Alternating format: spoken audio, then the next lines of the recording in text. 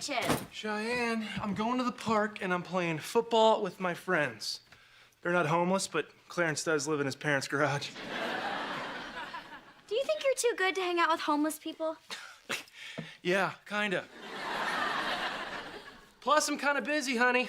That's why we make such a great team. See, you are selfless. Me, selfish. I don't sell fish. But wouldn't it be funny if I sold fish? Fine, Van, go to your stupid football game. But you're always saying how you want me to include you in this part of my life, and every time I try to, you don't want anything to do with it. I only said that so you let me finish watching the game.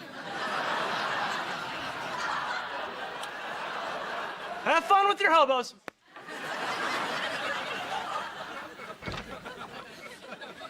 Oh, hey, Cheyenne. I'm off to St. Louis. Yeah, take my husband with you and leave him in that stupid arch. Stupid? She thinks the arch is stupid? It is one of the 7 wonders of the world. It is not. It's one of the 7 wonders of my world, Reba. Now, anyway, while I'm off enjoying the Bowling Hall of Fame and the nation's best live banjo music, I'm gonna need you to do some things for me around the house. Only rags in a match? Got it. Gosh, you are funny. Huh? Why are you still single, huh?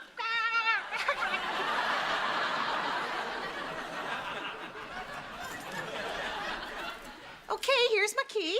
And I just need you to bring in the mail and water my plants. And most importantly, feed and walk my husband 3 times a day. What? Well, I can't just leave food out. He'll eat it all on the first day and then he'll go hungry the rest of the week. Anyway, Brock's on this all spinach diet, so it's gonna be real easy. I'm not taking care of Brock. I didn't even like taking care of him when I owned him. Baby doll, you better get a move on. You're gonna miss your flight. Oh, they'll wait. I used to date the pilot. I was a flight attendant for 3 months. Now boarding, Barbara Jean.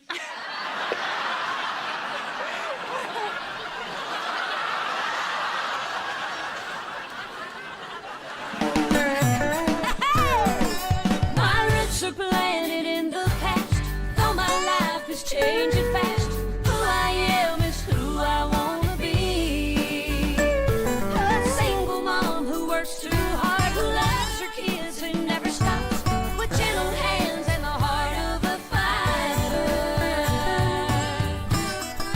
I'm a survivor.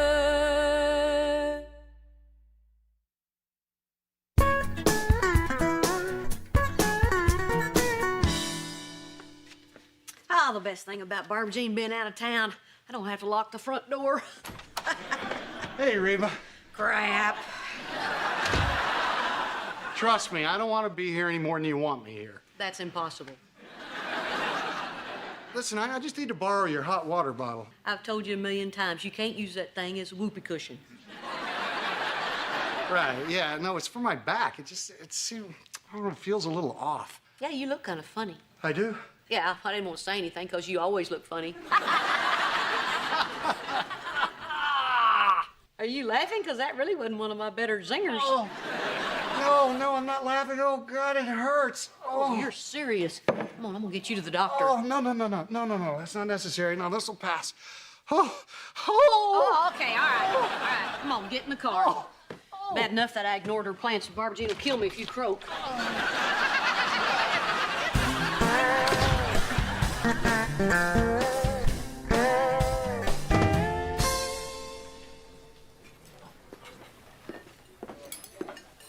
Oh, excuse me, could you help me? Oh, sure. You know, you remind me of my first wife. Aw. Except she was really ugly. Oh, thank you. See, I'm volunteering here today, and I was just wondering who to talk to. Well, don't talk to Spittin' Sammy. I think the reason is self-evident. Hello there, can I help you? Oh, hi. Yes, I'm Cheyenne Montgomery. I'm here giving him my time. I wanted my husband to come, but he's selfish. Yeah, he doesn't sell fish. Sorry, I'm nervous. I just start rambling. Oh, that's okay. I wasn't listening. Anyway, it's just real important that I get rid of my anger. You know, it's important that I look happy. These people have led miserable, difficult, terrible lives, and my smile may be the only positive thing they'll see all day, perhaps in their lifetime. Hi, welcome to the shelter. Hi, Sammy. Oh, okay. So what can I do? I could serve soup, or I could talk to the men, or I could just be seen. Oh, no, dear, that's my job.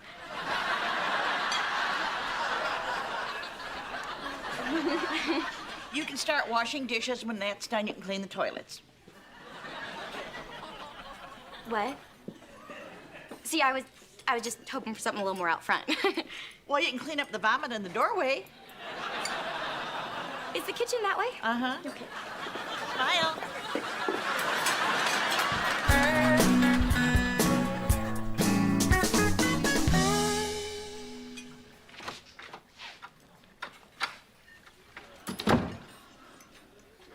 Oh, you poor thing. You look terrible. I do? Oh, horrible. How long have you been on the street? Well, actually, I was in the park. Oh, so young. Such a shame. Are you hungry? Yes, I'm starving. I'm always starving. Well, I'm gonna get you something to eat. You come sit right here. And I'll get you something and I'll be right back. Oh. This place is awesome. Surprised more people don't come here. You remind me of my first wife.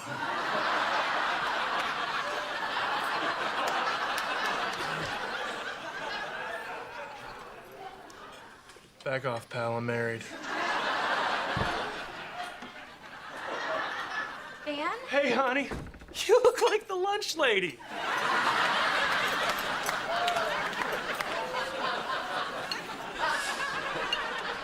What are you doing here? Well, I thought about what you said and I felt guilty. So I came down here to see if there's anything I could do to help. Here you go. Oh, thank you. Hey, do you have any crackers? Dan! Don't eat that soup. That soup is for the hobos. You know each other? That's my husband. What, the fish seller?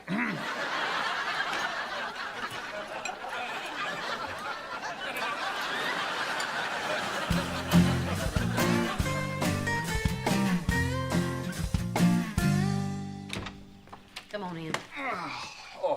Dad, what's wrong? Honey, the doctor said your dad has a kidney stone. Now, it's not dangerous, and it will go away by itself. But in the meantime, it's incredibly painful. Did you just giggle? No, I didn't. Why would he eat kidney stones? Oh, honey, he didn't eat them. It's just that he got them by eating way too much spinach. I knew it. Vegetables are evil. Jay, spinach is still good for you. You just don't want to eat too much of it because the minerals build up and it turns into glass that you pass through your Brock! wiener.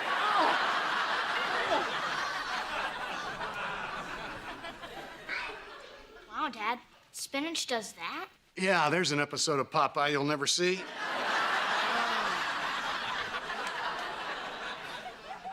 I guess I'll head home.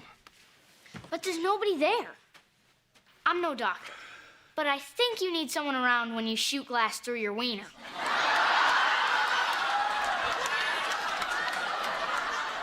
I'll be fine, buddy.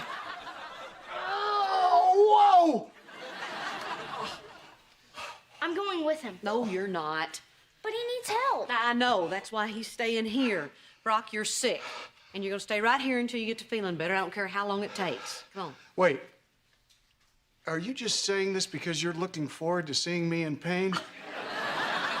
No, although it is a perk. Come on.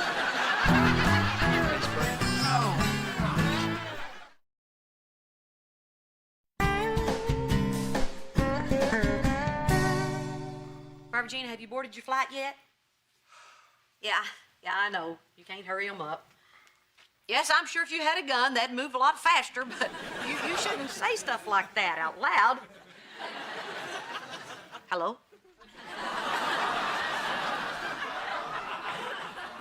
Oh, yes, sir, officer. Yes. I understand. By all means, question her. Well, Barbara Jean's gonna be a little late. possibly 3 to 5 years late.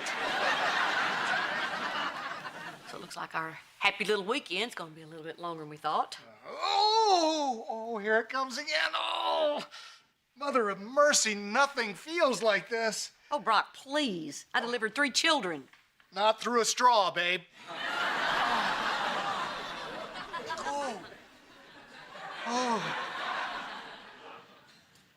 You okay? Yeah, for the time being. You want something to eat? Oh, God, I can't even think about food right now. Not even grilled cheese sandwich and tomato soup? Reba's famous grilled cheese sandwich. You still make it with mayo? Of course. What am I, an animal?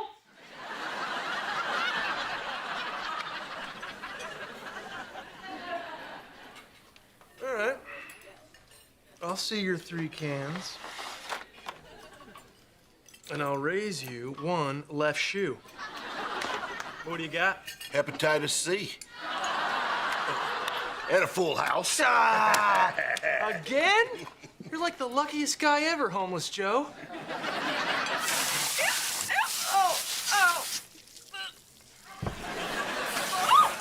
Incoming!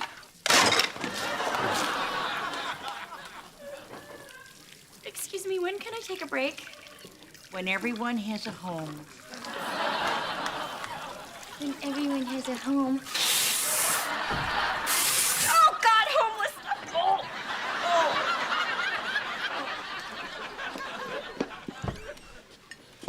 Hey, Shine, you got any cans? If I don't start winning soon, we're gonna be homeless. Hey, John Doe. Tito! Van, can I speak with you? All right. Guys, I'll be back in 1 minute, but remember, if you need to take a bathroom break, use a bathroom, okay? Look, Van, I am glad that you're having so much fun with the residentially challenged, but I am not, okay? For people who are supposedly starving, they sure do leave a lot of food on their plates. Honey, what you're doing is important work, although you do have a piece of corn on your eyebrow. Well, I am sorry, Van, but I've been stuck back in that hellhole for 2 days straight cleaning up other people's messes. I was supposed to be out front, not back in the kitchen where nobody could see all the good work that I'm doing. Well, isn't it enough that you know you're doing a good thing? Well, I thought that it would be, Van, but no, it's not. I want everyone to know. I want to be showered with praise. I want them to lift me up on their shoulders or at least name a damn soup after me. Well, I don't think volunteering works that way. Well, maybe if it did, more people would do it. Just thought people would, like, at least pat me on the back or something. Honey, sit down. I know you feel like what you're doing isn't important and it doesn't matter. But without you and other people like you who do all the hard, dirty work, these people wouldn't have a decent meal. Have a clean place to go or 1 moment of the day to feel safe, where they can forget about all their problems. What you do matters. Believe me, I know. I was once mistaken for a homeless person.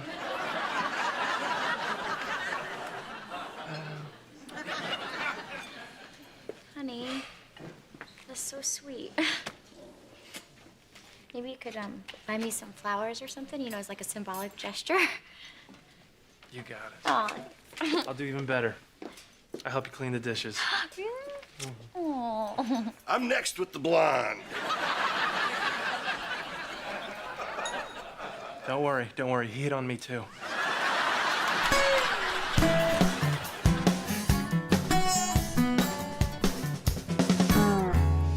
Okay, Dad. I see you and Cheyenne and Kira. When did we have a big red dog? That's not a dog, son. That's your mom's hair. It was huge. Yeah. Okay, if we're pointing out funny hairdos, look at this. That's what your dad was up to. Jake, have you ever heard of a mullet? That is not a mullet. It is too a mullet. And you had a Duran Duran t-shirt on. That's a double whammy. You guys are laughing in all these pictures. Yeah. Yeah. So, how you feeling? Pretty good, actually, pretty good. You feel like something to eat? Hey, listen, why don't you sit down? I'll go make us something for a change. I got it. And I'll fill up your water bottle while I'm at it. Okay? Thanks. See, son, here's the deal with a mullet. Business in the front, party in the back. Ooh. Sweet.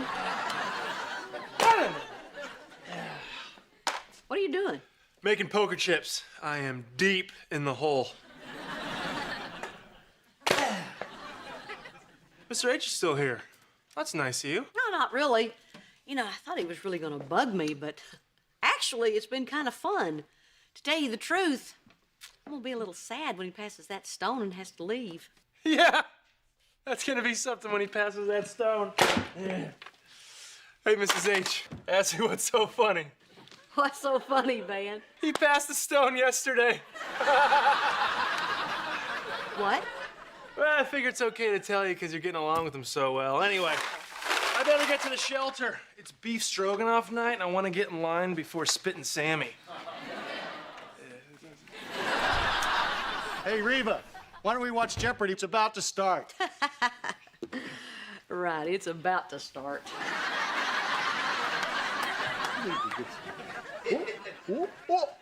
Hey, Jake, won't you go upstairs and let your dad rest? He's in a lot of pain. No, not right now. Soon, though. I'll see you later, bud.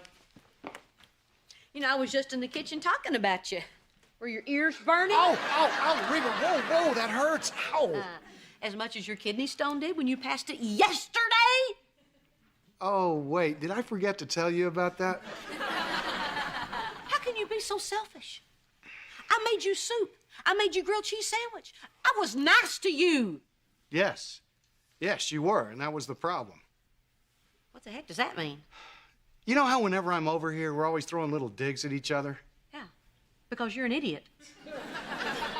Okay, fine, I'm an idiot, but when I got sick, those little digs stopped. It's like you said, you were nice to me. I was nice to you. We laughed. Yeah, but when we were laughing and being nice, you were lying. Yeah, okay, fine. Look, that was wrong. But look, Reba, just hear me out for a second here, okay? I realize that we failed as husband and wife, okay? I get that. I accept it. But the thing I miss the most is our friendship. And for the last few days, it's like we had that back again. I know. I miss it too. You know, it's weird. What's stopping us from moving on and being friends again? I'm back. Yeah, right. Brock, thank goodness you're alive. Unlike my plants, thank you very much, Reba. Well, Barbara Jean, I had to make a choice. Save your plants or save Brock. Sorry I blew it. That's okay. And just to show you that there's no hard feelings, I'm gonna let you run the projector at my Meet Me in St. Louis slideshow extravaganza. It's tomorrow night, 7 to midnight. Good deal. I'll bring you a big old bowl of spinach. Oh. Excuse me. Pardon me. Are you Reba? Yes. I just won this house at a poker game.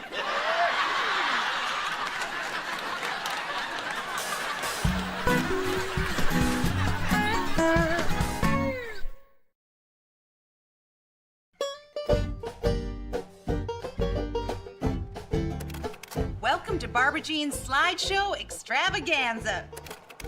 Here we are pulling into Houston Intercontinental Airport, or as some of you may know it, George Bush Intercontinental Airport. I thought we were supposed to park in this lot, but we were actually supposed to park in this lot. 3 tickets to St. Louis, please. Silly me, forgot to take off the lens cap. Lens cap, lens cap, lens cap. Barbara Jean, that's beautiful. Isn't it? It's a picture of the postcard I saw in the airport. Now, as some of you may know, St. Louis was once the shoe manufacturing center of the world. So I thought it might be fun to take some pictures of our trip from the point of view of our feet. Here we are on the banks of the mighty Mississippi, hoofing it to the Gateway Arch. 3 tickets to the arch, please.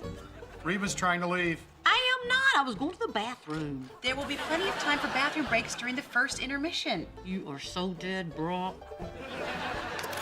Oh, this is a homeless guy I met. Lens cap again. Hello there. Who's this happy fella? The St. Louis squirrels were very friendly. I thought this one looked like a young Bobby De Niro. Are you looking at me? Are you looking at me?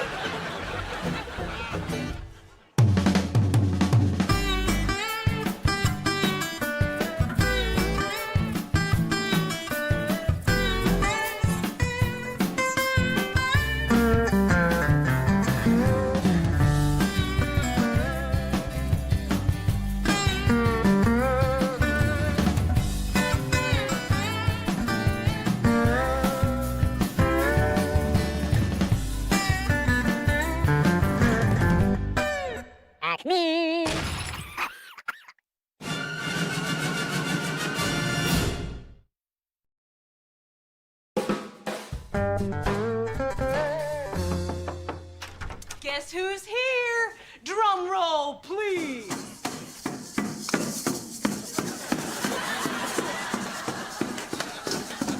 Wow, I didn't hear you coming up the driveway. Would have given me time to hide. Oh, we don't play it outside. That would be rude to the neighbors. Henry, you're a little loud. Isn't he cute? Make sure he practices, Reba. Practices. Won't you go practice in the living room, honey? Yeah, there you go.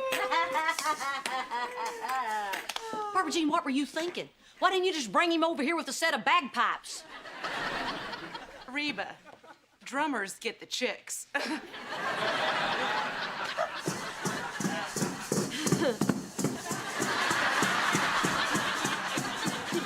Henry, can you stop that for a moment? Oh, he's in the middle of a song. How can you tell? Seriously, Henry, I'm getting a headache. The music will help you, Reba. Just let it wash over you.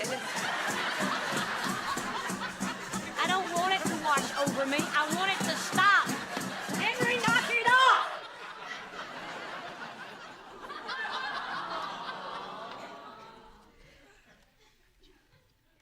I guess the band took a little break.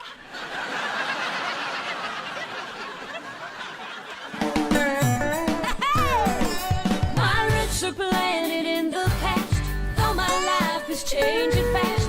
Who I am is who I wanna be. A single mom who works too hard, who loves her kids and never stops, with gentle hands and the heart of a fighter. I'm a survivor.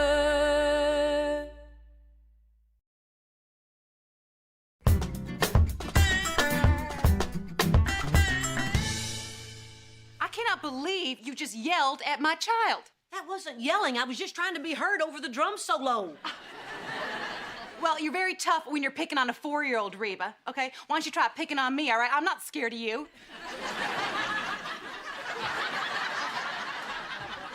Okay, maybe a little. Look, he wasn't listening. I was just trying to give him a little discipline. Yeah, well, you don't get to. He's not your son. You disciplined Jake. Well, of course I do. Jake is my stepson. Technically, you're nothing to Henry. Then why is he here in my house? Why are you here in my house? If I'm nothing to the both of you, why are you always here? Well, we're here because we like you. Well, I'm sorry. Okay, if you're going to keep coming over here, and who are we kidding? You are. Then I need to be able to do something about Henry's behavior. Fine, but I insist you do what we do. In our house, we reason with Henry. You reason with him. Yes. I'm guessing he wins most of the time. It's not about winning and losing. I mean, if I stuck my fingers in my ears and held my breath, I'd probably win a lot too. Oh, Barbara Jean, I hear that same song and dance from the parent of every kid that acts like a brat. Oh. Brat? Yes. Okay, so now you're calling Henry names. So you're a yeller and a name caller, but Henry's the problem. No. I'll tell you what the problem is. The problem is...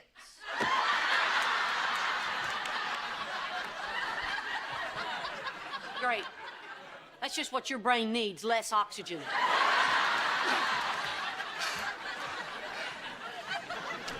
What time is it? Guy time! Two men doing men things, getting the primal thing going. So what is on the agenda today? Something I guarantee you've never done before. Dwarf tossing. Is it dwarf tossing? You did not rent a dwarf! I had something a little more dignified in mind, Van. We are going to a day spa. Yeah, right. What are we gonna do? Get our nails done?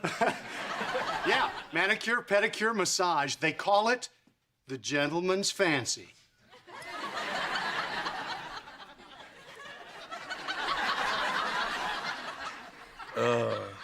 Mr. H, I know this question's a little late in our relationship, but, are you gay? Men can care about their appearance, too. You know, and we should be secure enough in our masculinity to spend the day getting pampered. Yeah, but Mr. H, I need to do something that can get rid of all the tension and aggression that builds up during the week. I mean, when I used to play football, I would get all my frustrations out. Then I got married. I had to bury it down deep. That's why I need to go bowling or toss a dwarf. Trust me, Van. The spa experience will change your life.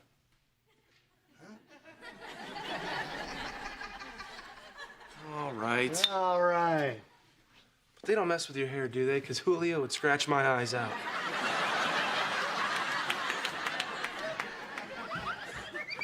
Jake, didn't I tell you you can't have your bat in the house? But what if we're attacked? What if I tan your hide? Then I can fight you off with my bat. Put it outside. Ding dong. Yes, you are. Clever. What would you have said if I would have said knock knock? I would have said you're a ding-dong. No drum, huh? That is correct. This time, Henry is going to act like a little gentleman. But just to be sure, I am going to give him a gentle reminder. Observe the Barbara Jean method of parenting. Yo, remember Henry, the notorious SOC, the first puppet of hip-hop says, yo, yo, yo, you gotta put your best foot forward, okay? No! Now, Henry, no is a bad word. That is why Mommy doesn't say it. Okay, so why don't you just say maybe? Okay? No! Okay, just one long thing, all right? What's wrong with you? Nothing's wrong with her, you rude lady. You're hurting me. You smell like Brock's feet. I am making discipline fun. See, I communicate with Henry using puppets and hip-hop. I call it be good in the hood.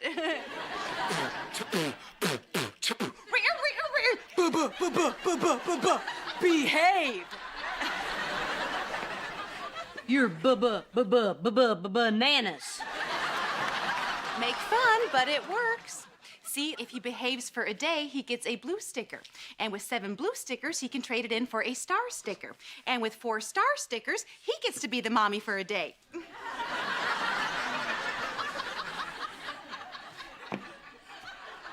Well, my daddy used to swat me with a switch. And if I talked back, I got upgraded to 2 more swats. Well, that explains the temper. No, Barbara Jean, that explains why when my daddy told me to do something, I did it. Yeah, but that is so old school. Reba, there's a whole new loving world of parenting out there. No.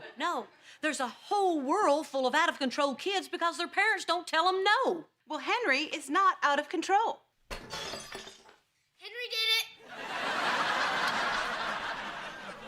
Tell your puppet to get a broom.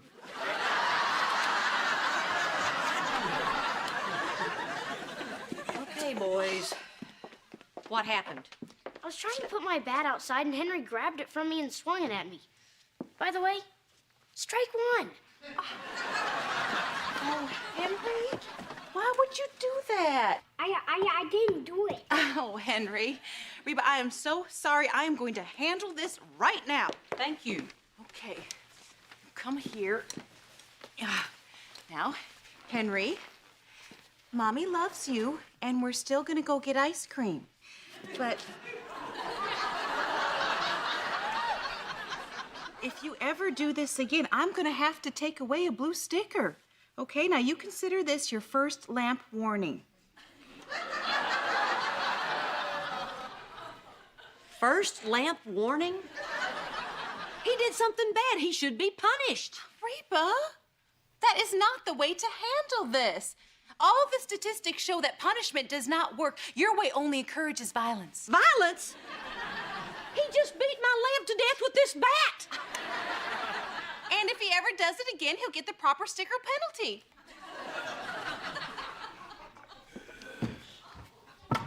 Get out. What? Get out and take Chucky with you.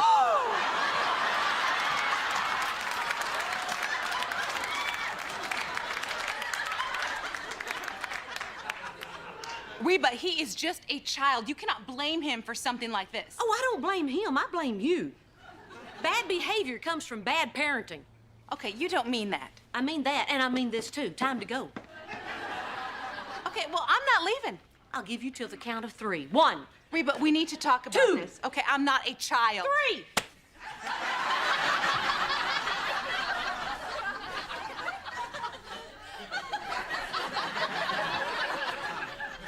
Did you just spank me? That's for talking back. Okay, you know what? We are out of here. That's the idea.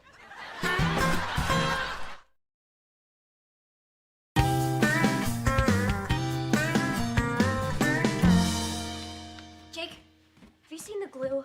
Elizabeth broke Mom's picture frame, and she's so mad about the lamp, I know she's gonna freak. So tell her Henry broke it. That's what I did. What? Yeah. I broke the lamp. Henry took the fall. Sweet. Hey, guys. Mom, Jake broke the lamp and blamed it on Henry. Hey, you're my sister. You're not supposed to rat me out. Jake, why would you do that? Henry never gets punished anyway, so I figured why not blame him? He gets ice cream, I don't get punished. It's all good. No, it's not. Because you're grounded for a week for breaking the lamp and another week for lying to me. 2 weeks? I have Josh's birthday party next week. You shouldn't have lied to me. It's not fair. You keep mouthing off at me, young man, and you won't see your birthday. I hate it here. Yeah, and I hate that I have to apologize to Barbara Jean. What'd you do to Barbara Jean? Oh, I spanked her. What happened to my picture frame? Jake broke it.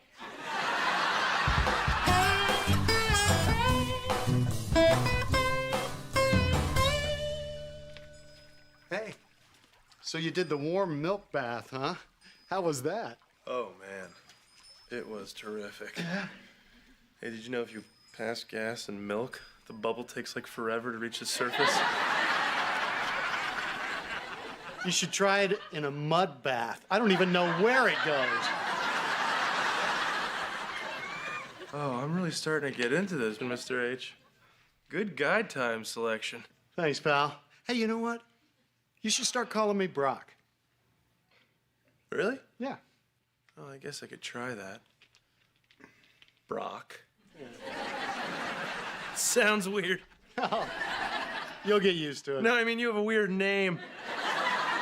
Sounds like a parrot. Brock. Brock. See? I'm so relaxed that doesn't even bug me. Like a bird that warns of danger. Brock! Brock! Yeah, okay, Van. Hey, hey, hey. All right, come on. Oh. Van, wasn't I right? Isn't this great? Oh, you know, I have to admit it. I have kept my masculinity intact and my skin is glowing. I look like a god. Yeah, and you haven't even had the massage yet. Okay, I'm Robert. I'll be your masseur. Thanks for running a little bit late, guys. Make yourselves comfortable. I'll be right in. All right. Hello? I thought we were gonna have women rub us. No, guys are stronger. True. They're also guys. Man, trust me. Look, you just admitted that I've been right so far. Besides, what are you afraid of? That if a guy rubs your back, you'll turn gay? No. But what if I like it? Who's first? Him. No, Van, you go. Hank is my guy. Okay, then. Any problem areas? No, I just needed to lie down. Thanks, Rob. Van, look, give him the deep tissue shiatsu. What? Yeah. Hey, oh. Can we just, oh, ooh, there's the spot. Yeah, you know what? I'm gonna have Hank do a little extra on my upper back. I mean, my shoulders are all knotted up from picking up Henry. You know, kids are funny. When I pick up Henry and then I pick up Elizabeth, she feels light as a feather. Yeah, she's just a little bit of a thing, huh? She's cute as a button. Yeah, so's Henry, though. Oh, we're lucky to have such great kids. I can't imagine life without them. But you know, they're lucky too, Van. They've got 2 great dads who love them.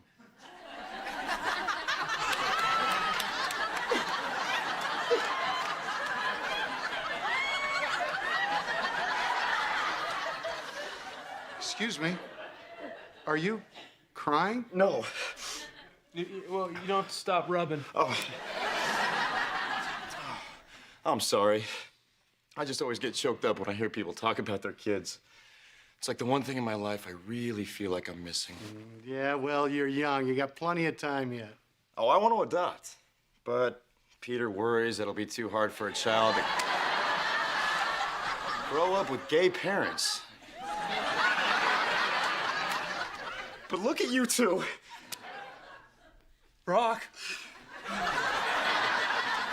I mean, I realize people can be hurtful and ignorant, but, we have so much love to offer a child.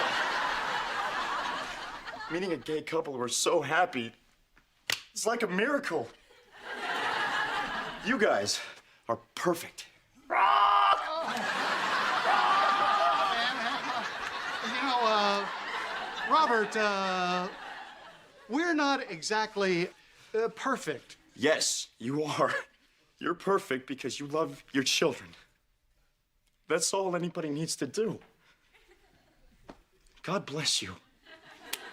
Yeah, well, right back at you, Robert. Oh, and it's so great that you two still find time for each other. That's the key to a good relationship. Peter and I call that our guy time.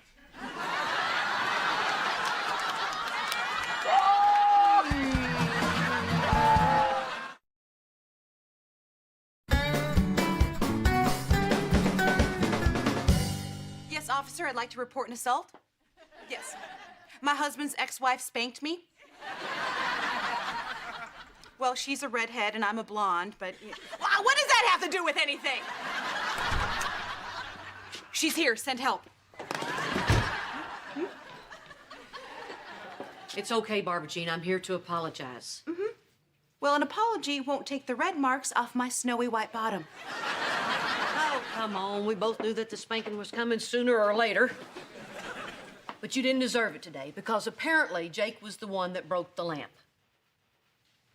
Really? Yes. As painful as it is for me to admit to you that I was wrong, and it is painful, very painful, I just think it's right that I'd be very honest with you. You deserve that.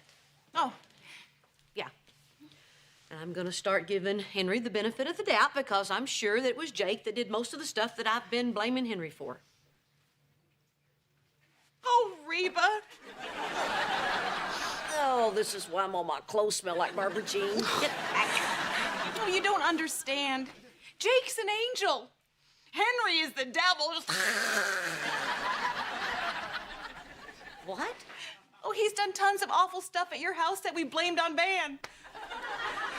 The overflowing toilet, the oven, the dent in your car. Henry did that? With his head. And he steals. Reba, here's that earring you've been looking for. I put it back 3 times, but he keeps taking it. Barbara Jean, you need to do something to Henry when he misbehaves. You have to discipline him with something other than blue stickers. Well, the blue stickers are for when he's good. The red stickers are for when he's bad, although I'm thinking of getting rid of the stickers altogether. You know, I might just give him money. You need to be firm with him, mean almost. Yeah, but then he won't like me. Would you listen to yourself? You're not supposed to be your kid's friend. You're his mother.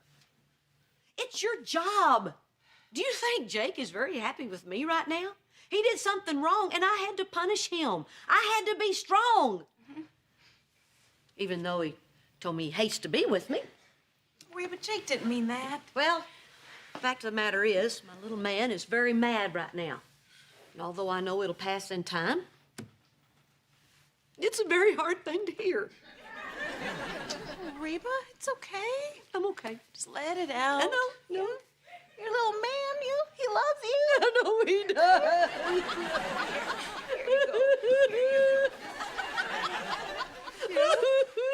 Just like, I know that Henry would still love me if I had to tell him no sometimes. Yeah.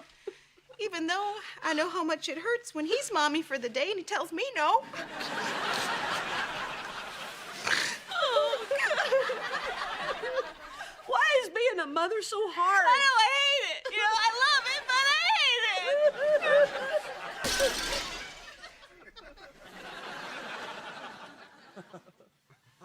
He's awake.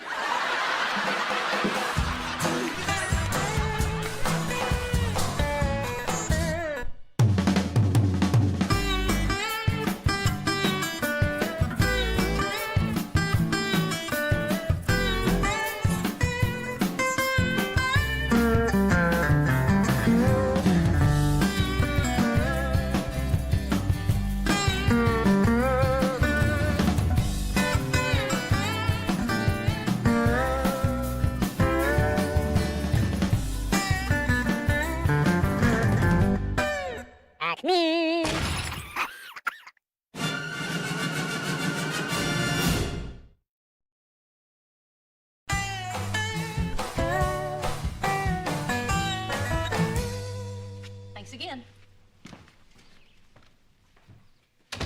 So, Jake, what do you think about the high-definition television?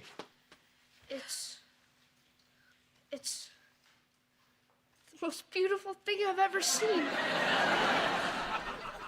Wait till you turn it on.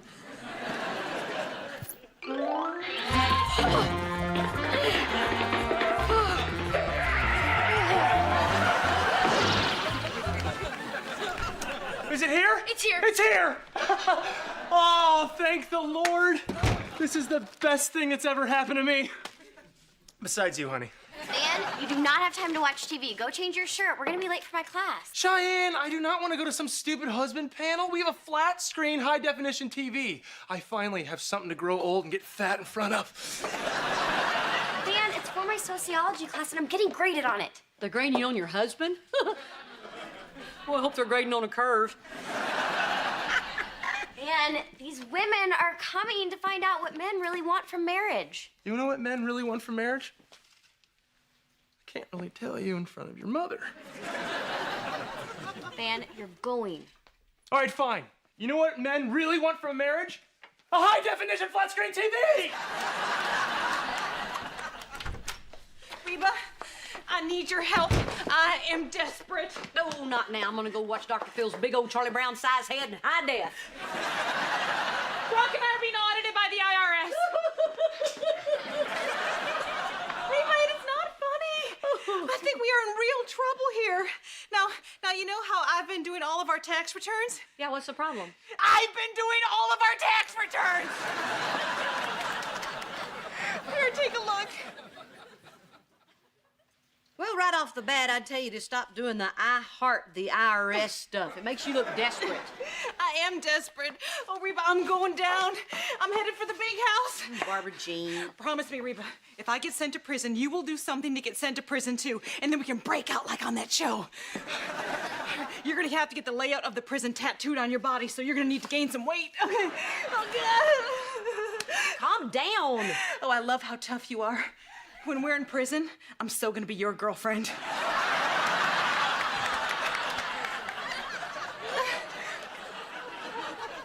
Barbara Jean. Yeah? They only send you to jail if you lie on these forms. Not because you put glitter all over it. I would never knowingly lie. I mean, so if I just made these mistakes because I don't know what I'm doing, I should be okay, right? Yes, you should plead dumb. Trust me, after they talk to you for a little while, they'll let you off.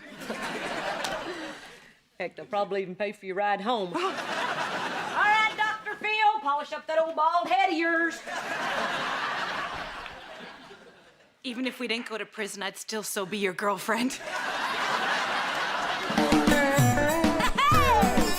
My roots are planted in the past, though my life is changing fast. Who I am is who I wanna be. A single mom who works too hard, who loves her kids, who never stops, with gentle hands and the heart of a fighter. I'm a survivor.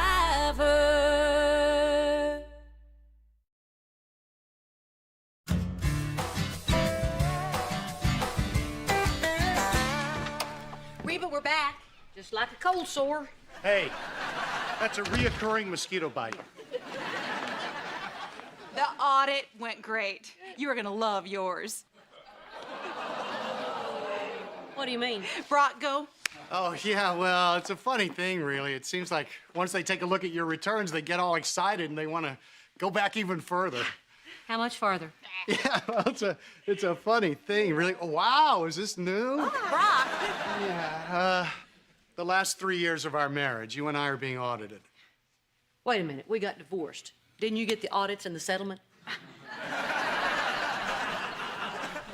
Reba, you've got nothing to worry about. I'm sure that your returns are in order. That's right, Reba. As far as you know, everything's fine. Last time you said everything's fine, I heard Barbara Jean giggling in the background. Do you remember that time? That was so... Well, anyway, look, it's really no big deal. I mean, you remember when Harry, my friend from dental school, set up that charity for us in the Cayman Islands? How come I never met Harry? Oh, you haven't? Oh, well, we'll have him over for dinner in 3 to 5 years. Anyway, turns out that was more of a charity for the people who donated to it than it was for the poor Caymanians. So the charity was a scam? Scam is such an ugly word. No, it was more of an illegal tax shelter, and I got out as soon as I found out, but the thing is, I never paid the money back, and I never told you about it because you're so big on the truth and everything. How much? Well, that's not a lot, hardly anything. So sell something and pay it back, like that tanning bed you claim not to have. It's a rental. Anyway, I gave the money I saved to a real charity, Reba. I made it as right as I could, but this is the IRS that we're talking about. You don't tell them that you scam, that you sheltered money from them. They will crawl into places you didn't even know existed. He's right, Reba. He can't go to prison. Although it would be nice for you to see Harry. Reba, promise me that you won't say anything. Trust me, you did not want to open up this can of worms. I'll think about it. Now go home and tan up. I need you looking good for the audit.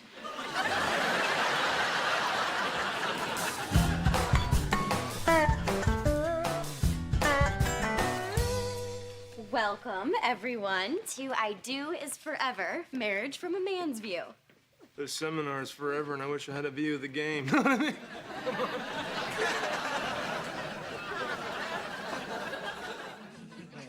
Thank you, everyone, for writing all of your questions for our panel. Now, let's meet our happily married men. This is Van Montgomery, happily married to me, taken. And that's Herman, and that's Doug, and they're married to other women. Okie dokie. First question. First question, why am I here? This one is for the cute one.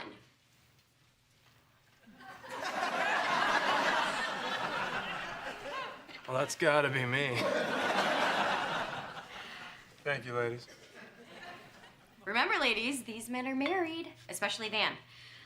All right, the question is, how did you meet your wife? We met in high school.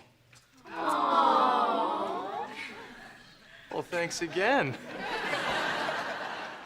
They like me. Okie dokie.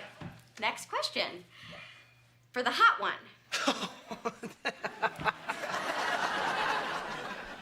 Me again. Sorry, Doug. What is your wife's worst trait? Okay, that's a good one. Van? Ooh, that's a tough question. I'm gonna have to say I can't tell which of her eyes are prettier.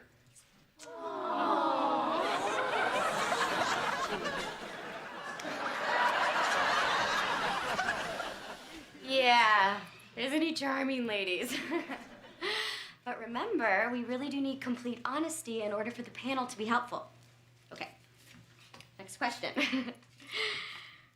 When did the really hot guy know that his wife was the one? Okay, you guys, this is ridiculous. Okay, I'll take over now. Let me tell you a story how I proposed to my wife. I rented a hot air balloon. Hot air balloon. And as we hovered over the field, I pointed down there. And carved in the crops were the words, "Will you marry me?" And I handed her a glass of champagne with a diamond ring the size of a cockroach. And then she fainted. So I picked her up gently and kissed her softly on the lips. And when she awoke, she said the words, "I will. I will." All right, that is enough. He's a goon and he is a liar. He didn't propose to me. You want to know how he knew I was the one, Maureen? When he asked me to homecoming and I said, "Oh, okay, but don't forget to buy me a corsage and some diapers because you knocked me up." And I married her anyway because I knew I loved her when I looked into her gorgeous left and right eyes. Next question. Yeah. How are you getting home? Ladies.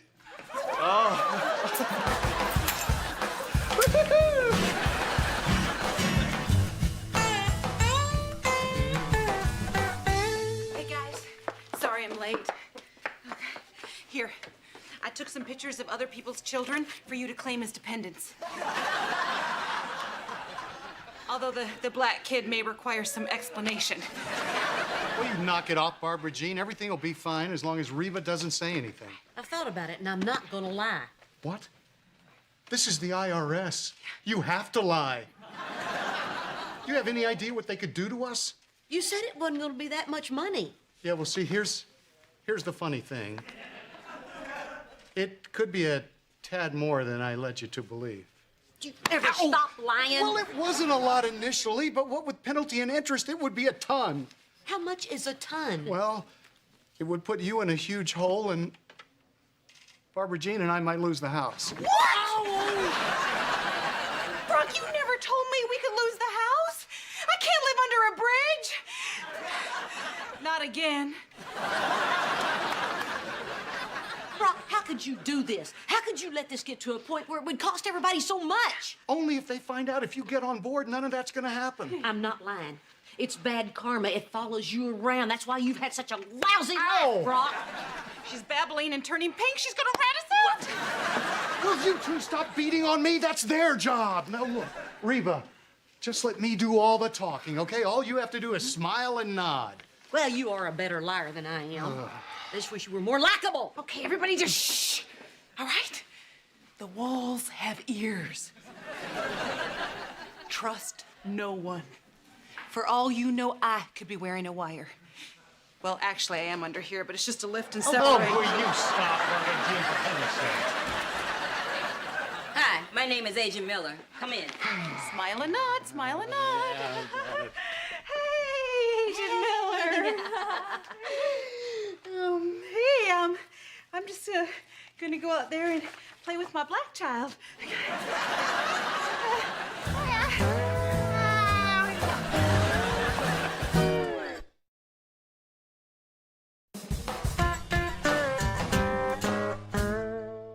So, Mrs. Hart, how are you today? Fine.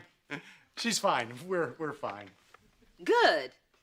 I'll be working with Mrs. Hart, and Dr. Hart, you'll be down the hall with Agent Fung. Fun? But I thought we were gonna do this together. I mean, you didn't separate Barbara Jean and me.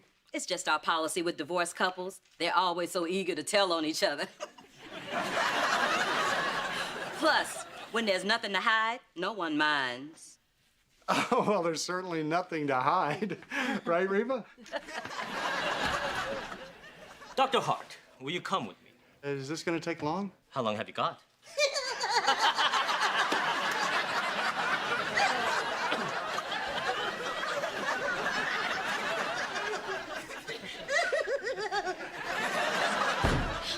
Fung just kills me.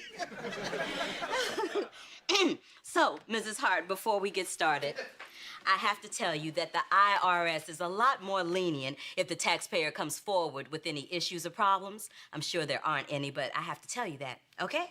Mm-hmm. Okay. We've been over everything, and it mostly seems to be in order. Okay. But there is one tiny area of concern. Oh? You probably know what I'm talking about. Cayman. What? K-Man. Okay, man, lay it on me.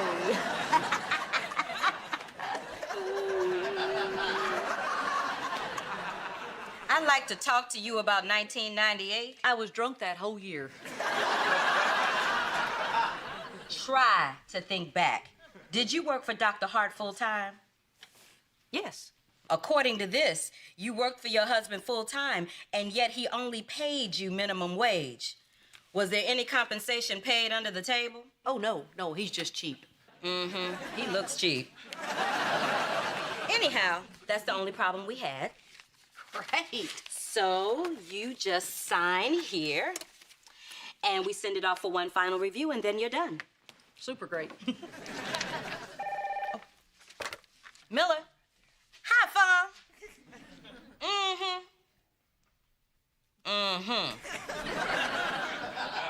Okay.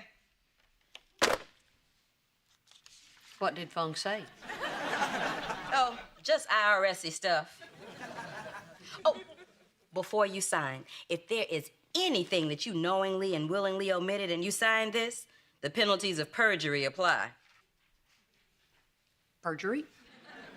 Mm-hmm. So, is there anything you left out? Something you might suddenly remember that you might want to share? Something your ex-husband may have spilled to Fung?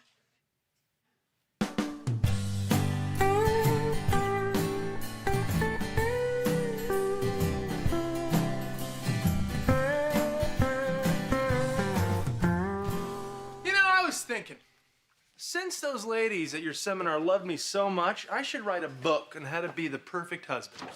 Ha! You should write a book. You should call it I'm a Perfect Liar, and I met a girl and I made up stories about how I met her so I could impress stupid college girls, which are stupid anyway. Well, it doesn't leave a whole lot of room on the cover for my picture.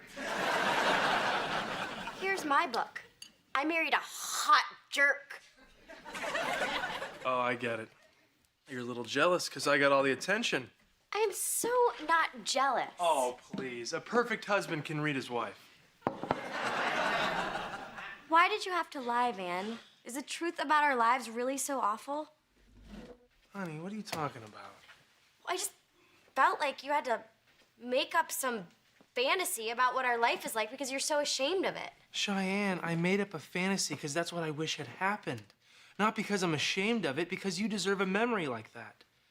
You deserve to be proposed to in a hot air balloon, not, what? You're pregnant, what are we gonna do?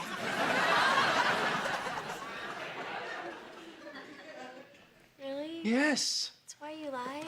Honey, the only thing I feel bad about our relationship is that I haven't tried to make it 100 times better.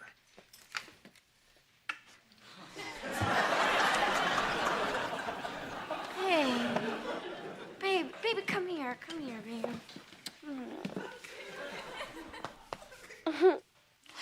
Did you really mean that thing about not knowing which one of my eyes is more beautiful? Because I kind of think that too. I meant it all.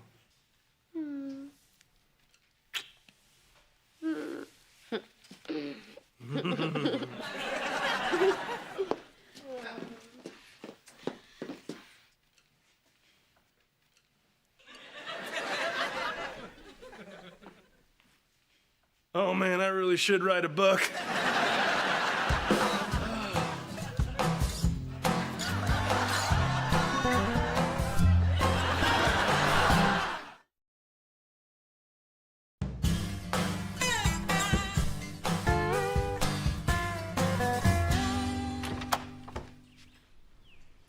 Reba. So, how'd it go with Agent Miller? Fine. How'd it go with Agent Fung? Fine, fine. So anything you want to tell me, Reba? No. Anything you want to tell me, Brock? Tell you? Uh-huh. Oh, well, let me think. Yeah, there is one thing. You sang like a bird, didn't you? What? No, you're the rat. Anything to save your own skin, huh, Brock? Oh, cut the act, Reba. It was you. You should have seen the look on Fung's face when he was talking to Miller on the phone. Oh, the very interesting. No. Horse feathers. My gal didn't call your guy. Your guy called my gal, talking about how you were down there spilling your guts. Oh, I didn't say anything, I swear. I didn't say anything either, I swear. Wait a minute. It was a trick. It was a trick. They were trying to get us to believe the other one was confessing to try and break us. So neither one of us talked about the Cayman thing? I didn't. I didn't either. Oh, that means we're okay. We did it. Oh, I always knew I could trust you, Reba. Oh. Yes. Oh, well, hello. Oh, Agent Miller. Miller time. Yeah. Uh-huh. Yeah. Okay. All righty. Bye.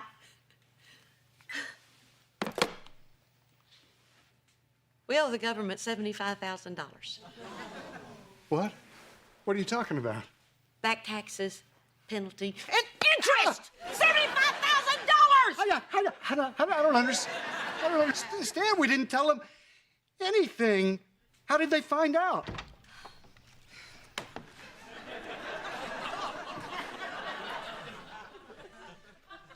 Phone broke me.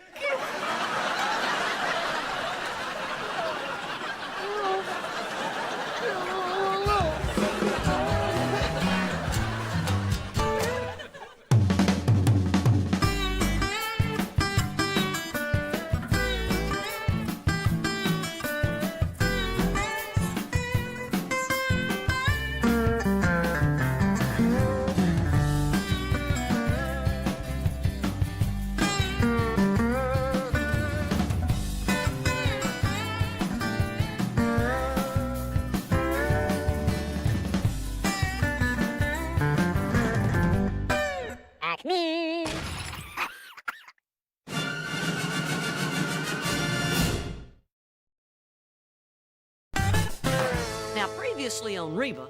The audit went great. You are gonna love yours.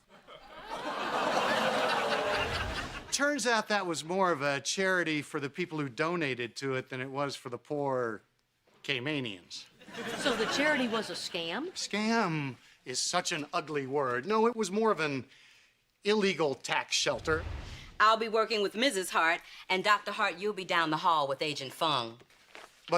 But I thought we were going to do this together. I mean, you didn't separate Barbara Jean and me. It's just our policy with divorced couples. They're always so eager to tell on each other. We owe the government $75,000. How did they find out?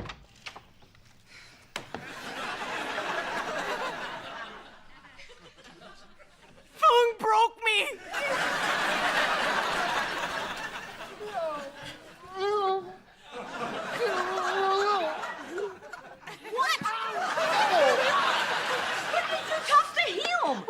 Just passing him in the hallway, and he said something about how would I like a cup of coffee, and I said, well, hey, with the amount of money we owe you, I should buy you coffee. And then it kind of all just came out. Barbara Jean, do you realize what you've done? Now we owe the government $75,000. Why are you blaming her? You're the one that lied in the first place. Yeah. Oh, cut it out, blabbermouth. Okay, this is not happening. This can't be happening. I don't have $37,000, Brock. Actually, your share would be $37,500. I'm splitting hairs. You go ahead. I'll never be able to pay my half. I only have $18 in my purse. I don't even know who's on the $20 bill. You know, they just put Jack Nicholas on a Scottish 5-pound note. What? I'm a sucker for all things Scottish. I gotta do something about this, Brock. Why me? Because you're the one who lied in the first place. Then you went and married Kelly McCan't Shut Up. She with the wee little brain. Oh, nice, nice. You know what? Brock, we can't talk to her when she's like this. We should just leave, and quickly. Reba, hey, listen, maybe you could take out a second mortgage on the house. Fourth. Fourth? Good God, woman, what do you do with your money? Oh, that's it. All right, look, maybe we can work out a payment plan with the IRS. Oh, yeah, how about $1 a year for 37,000 years? Because that's all I can afford. Actually, it'd be 37,500 years. You know what? Just get out. Listening to you gives me a headache. Fine. Come on, Barbara Jean, let's leave Reba alone. Reba, if it makes you feel any better, I'm disgusted with myself, too. Okay, all right, come on. Let's not leave it like this. Come here.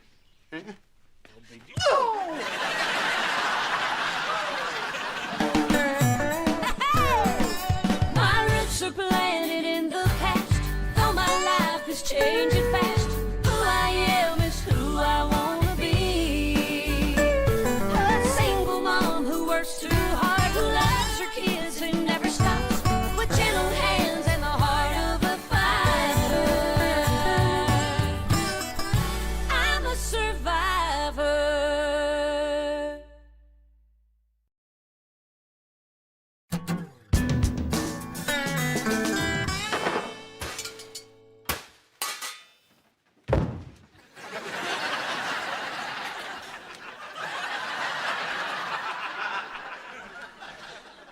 Do you really think that you're gonna scare someone off with a lightsaber? I will if I use the Force.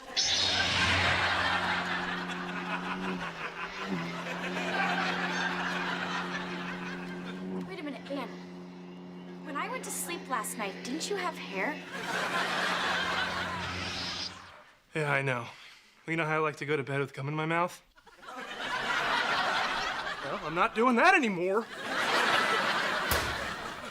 Intruder!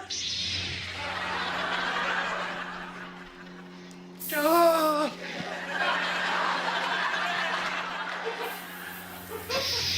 It's Mom, cleaning the oven at 2 in the morning.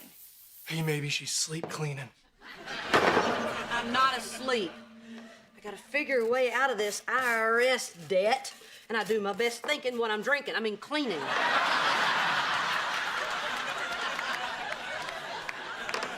Well, is there anything that makes you want to cook? Because I think the best when I'm eating. We've got big financial problems here. We're making some cutbacks. You ate yesterday, so technically today is your day off, okay? I'm also thinking about selling the car. You're not gonna get much for your car. Not my car, Van's car. No. You will not sell Rhonda. I will see you go to prison before I let that happen. Hey!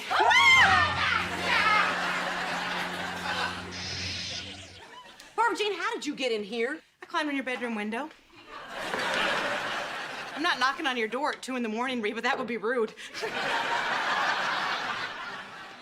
Why are you even here at all? Because Brock's decided to sell our house. What? He feels so guilty he wants to pay the whole debt, and the only way that he can do that is to sell our house. I'm losing my home, Reba. My child is going to be without a home.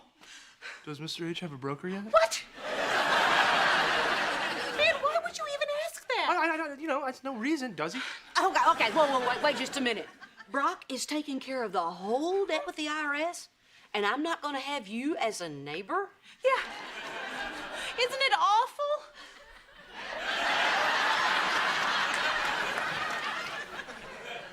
It's awfully something. I know. I mean, if I move out of this block, I'm never gonna see you anymore. Oh, no. Sure you will, Barbara Jean.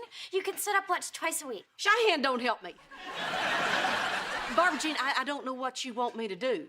Reba, I want you to get Brock to change his mind. I mean, after all, you're the one that put that awful thought into Brock's weak and pliable brain. No. I just told Brock to fix the problem. His weak and pliable brain came up with the rest. Yeah, well, I blame you. Of course you do, Barbara Jean. And you know a good way to get back at her? Use me as your realtor.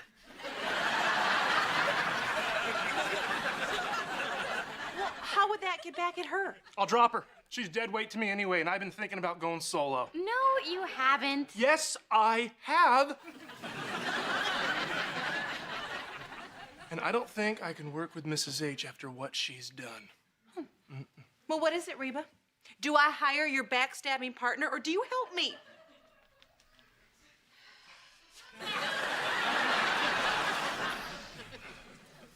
I'm sorry, Barbara Jean. Come on, Barbara Jean. I'm gonna find you a wonderful new home where you can feel safe. What's your price range? Not much. Then I can't guarantee safe. Here, let me walk you home.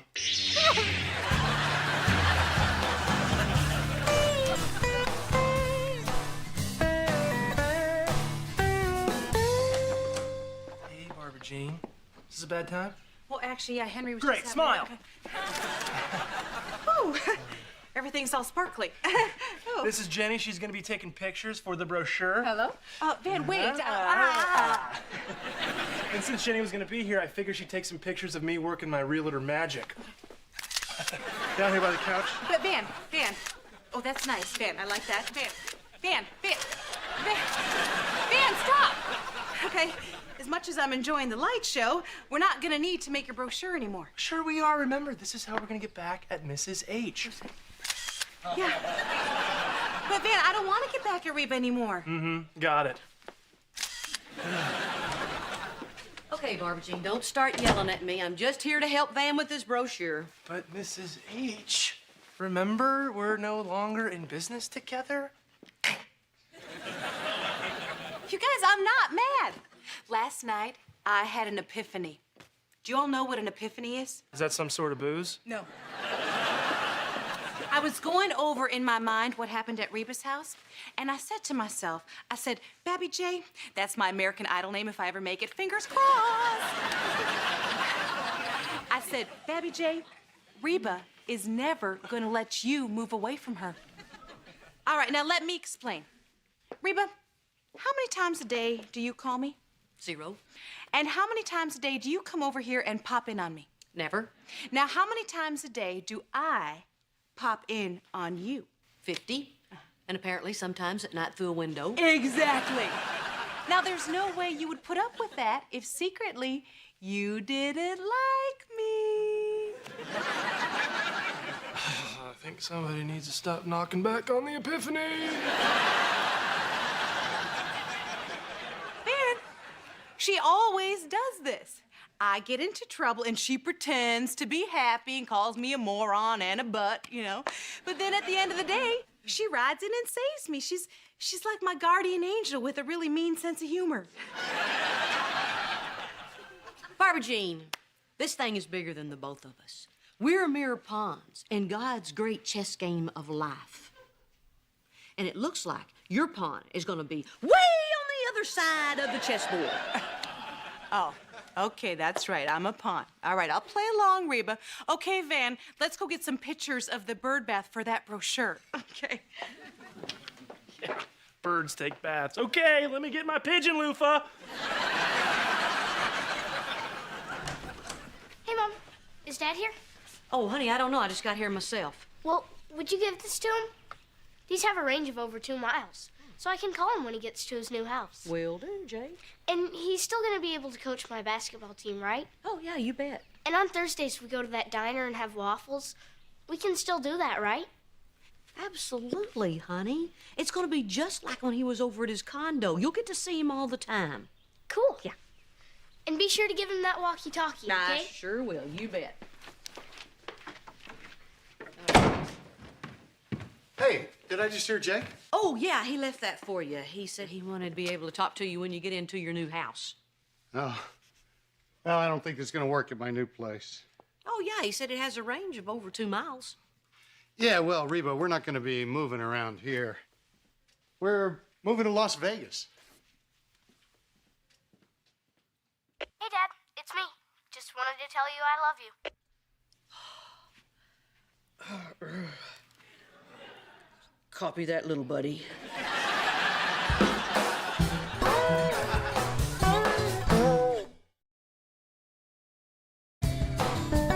Brock, get back in here. We need to talk about this.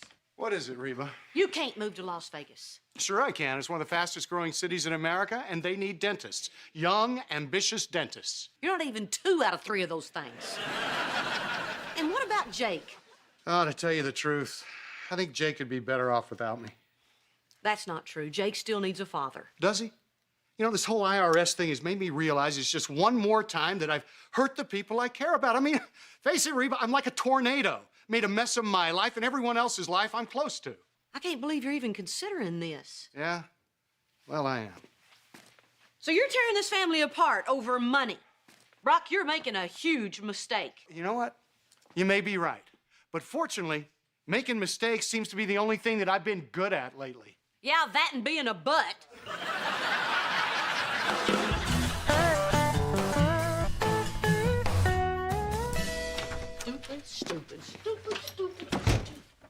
Uh-oh. You're muttering. Someone did something dumb. Only your dad could take a wonderful gesture like moving Barbara Jean away from me and wreck it. He wants to move to Las Vegas. What? Yeah. He wants to move far away because he's on this kick about all the bad stuff he's done and how he's ruined everybody else's lives. Well, Mom, that is so not true. Did you tell him how great he is? Did you remind him of all the good stuff that he's done? I don't think I'm the best person for that job. Mom, Vegas? We have to do something. I don't want Dad moving to Utah.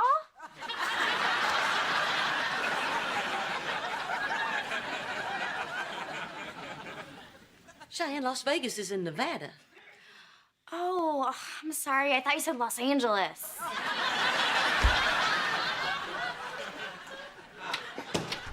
Barbara Jean, just take a look at the property. Van, it's a waste of time. Reba is never gonna let this happen. She's a stopper, remember? Van, stop trying to sell him a house. What? Why? Because I'm gonna talk Brock into staying. Bingo! Nice call, Babby J. I knew you weren't gonna let this happen. Oh, Reba, I wish I knew the words to Reunited by Peaches and Herb. I'm not doing this for you. I'm doing it for Jake. Right, for Jake. Yeah, it's best that we leave our bond unspoken. We'll just share a look. Barbara Jean, she's serious. Dad wants you guys to move to Vegas. What? Yeah, the one in Nevada. Mr. H can't move to Vegas. I'm not licensed to sell houses in Vegas. Yeah, and I can't live in Vegas. I'm not allowed within 500 feet of Wayne Newton. Okay. All right. Everybody just calm down.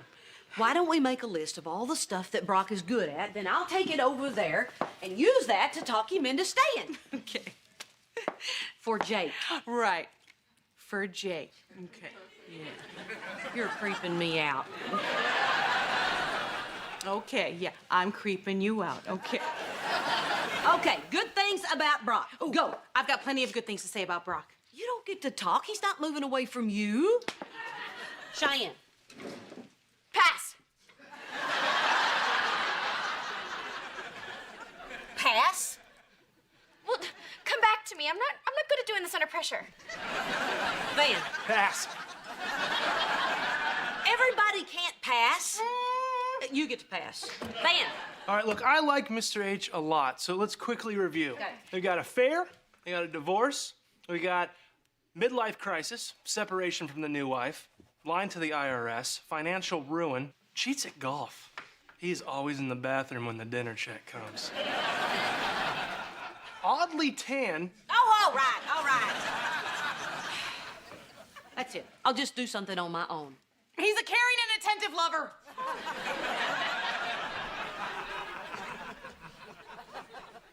Meeting's over.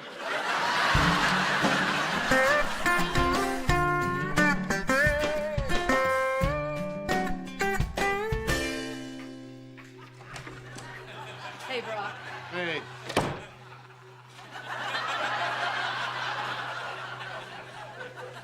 What are you doing? I was just getting in one last tan on my Tan Blaster 2000 before I send it back. I don't want to stand out in the desert. Really? Are there a lot of orange people in Las Vegas? Yes? Well, look, Brock, I was telling the kids about what you said about the tornado and ruining people's lives, and man, you should have heard them singing your praises. Really? Yeah. What'd they say? Well, what happened is they were all yelling about all the great stuff you do and talking at the same time. Man, it was like a love fest. I was looking at the calendar saying, what is this, Brock Day? Really? What did Cheyenne say? Why do you push? They couldn't think of anything, could they? No. But they tried. You should have seen how hard they tried. Didn't that show you how much they care? Look, I know they do. I know they do. I just don't want to hurt anyone anymore, and that's why I'm leaving. That's not called leaving, Brock. That's called running away. And that's what you do every time things get tough. What are you talking about? What am I talking about?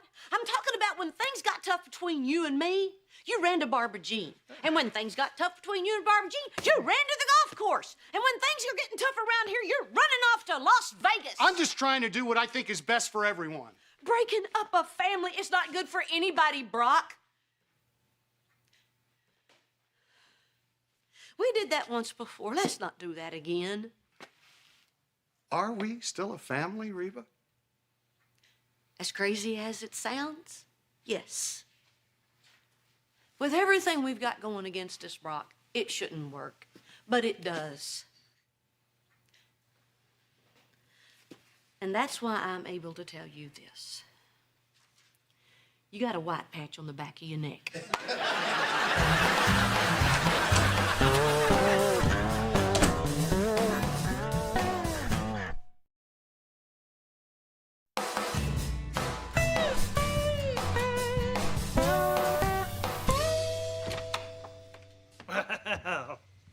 Mrs. H, I hope you're H-A-P-P-Y. Actually, I'm C-R-A-B-B-Y. Oh! I just talked to Mr. H, and thanks to little Miss Susie Do-Right, that's you, I lost 2 commissions. The one that I would have gotten from selling their house, and the one that I would have gotten from selling them a new one. 3, actually, because when I heard about it, I was with another client, I lost my temper and took it out on them. Excuse me, Mr. Montgomery, what's a bonus room? It's a bonus, be happy!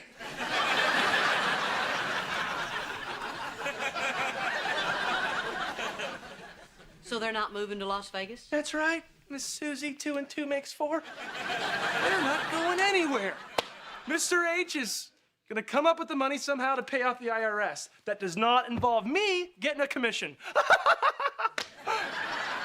You know what, we should put up a billboard of you holding a gun that says, "Nobody move!" So they're not moving out of state. Yet Barbara Jean is still gonna be my neighbor.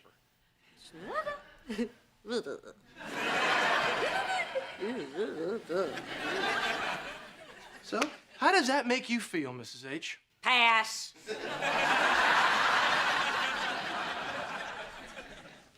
Well, anyway, I think there's something wrong with Mr. H. I think he's sick, because he's got a giant red patch on the back of his neck.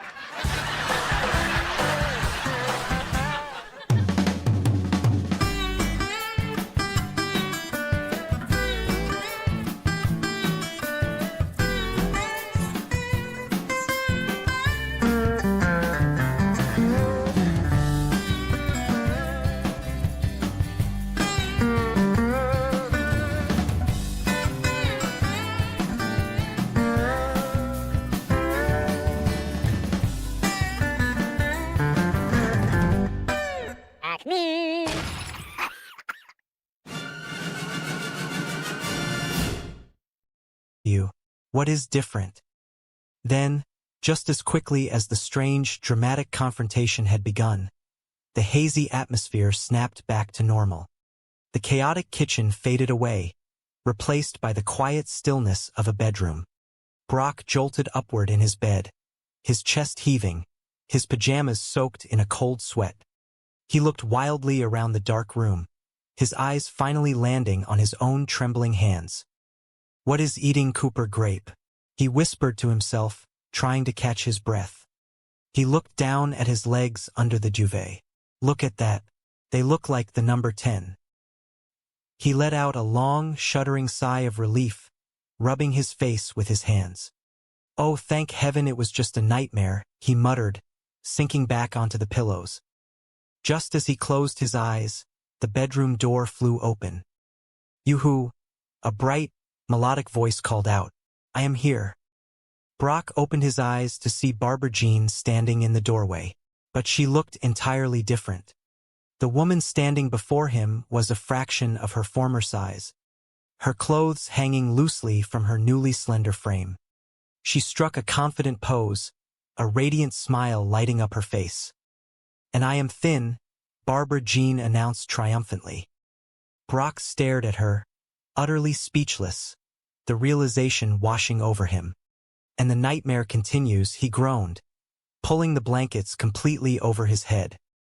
Miles away, in her own kitchen, Reba was facing the morning with a completely different mindset. As she moved through her daily routine, a familiar, comforting melody played in the back of her mind, a quiet anthem of her resilience. My roots are planted in the past, she thought to herself, pouring water into a blender. Though my life is changing fast. She tossed a handful of spinach and some mysterious green powder into the pitcher. Who I am is who I want to be. A single mom who works too hard, who loves her kids and never stops. With gentle hands and the heart of a fighter. I am a survivor. Mom, make us some pancakes, Ben demanded, wandering into the kitchen and rubbing the sleep from his eyes. No, Reba replied firmly, pressing the lid onto the blender. I am making everyone a power smoothie. And this afternoon, I am taking a vigorous power walk. Power walk? Van asked, walking into the kitchen and eyeing the green sludge spinning in the blender with deep suspicion. Oh, please do not forget your power cane. Van, that is not a nice thing to say, Cheyenne scolded, slapping his arm lightly. Mom does aerobics. She is very active. She could shatter her hip, Van whispered loudly to his wife, shaking his head. Reba turned off the blender, the sudden silence hanging heavy in the room. She turned to face her son-in-law, fixing him with a stare that could melt steel. And yet, Van, in the blink of an eye, I can make you both entirely homeless. Before Van could formulate a proper apology, the front door opened, and a familiar, cheerful voice rang out. Hey everybody, I am here and I am. Barbara Jean strutted into the kitchen, striking a pose that highlighted her dramatic transformation. She was wearing a sleek, form-fitting athletic outfit that looked like it belonged on the cover of a fitness magazine. Reba, anticipating the impending announcement, quickly shoved a glazed pastry toward her. Oh, just shut up and have a donut, Reba sighed, though there was no real malice in her voice. Barbara Jean gracefully declined the pastry with a wave of her perfectly manicured hand. Oh, Reba, you are not still trying to lose weight by drinking those awful power smoothies, are you? Jordan, my personal trainer, says that those things are absolutely loaded with hidden carbohydrates. Barbara Jean, I am all for adopting a healthy new lifestyle, Reba said, pouring the questionable green liquid into a glass. But seriously, I mean, there has to be some sort of balance. Reba paused, noticing that Van had not blinked in a solid minute. He was staring at Barbara Jean with his mouth slightly open. Will you stop staring at her? Reba snapped, snapping her fingers in front of Van's face. What? Van blinked, shaking his head as if waking from a trance. We have been staring at her for like the past 2 solid hours. Well, she is very pretty. I am pretty, Cheyenne chimed in, her voice tinged with a sudden wave of insecurity. She crossed her arms, looking defensively at her husband. Well, of course you are, Van replied quickly, sensing the danger. You have always been pretty, Cheyenne. But she is new pretty. Reba let out a sharp bark of laughter. Oh, Van, that is such a funny story you can tell to your next wife. Van ignored the warning, turning his full attention back to Barbara Jean. Do you really think that I am new pretty? Barbara Jean asked, batting her eyelashes playfully at the young man. Oh yeah, Van nodded enthusiastically. You are like a bleached-out Halle Berry. Thank you, Barbara Jean beamed, fluffing her blonde hair. You are very welcome, Van said proudly. Cheyenne let out an exasperated sigh and turned on her heel. I am going to go make some telephone calls, she announced to no one in particular, stomping out of the kitchen.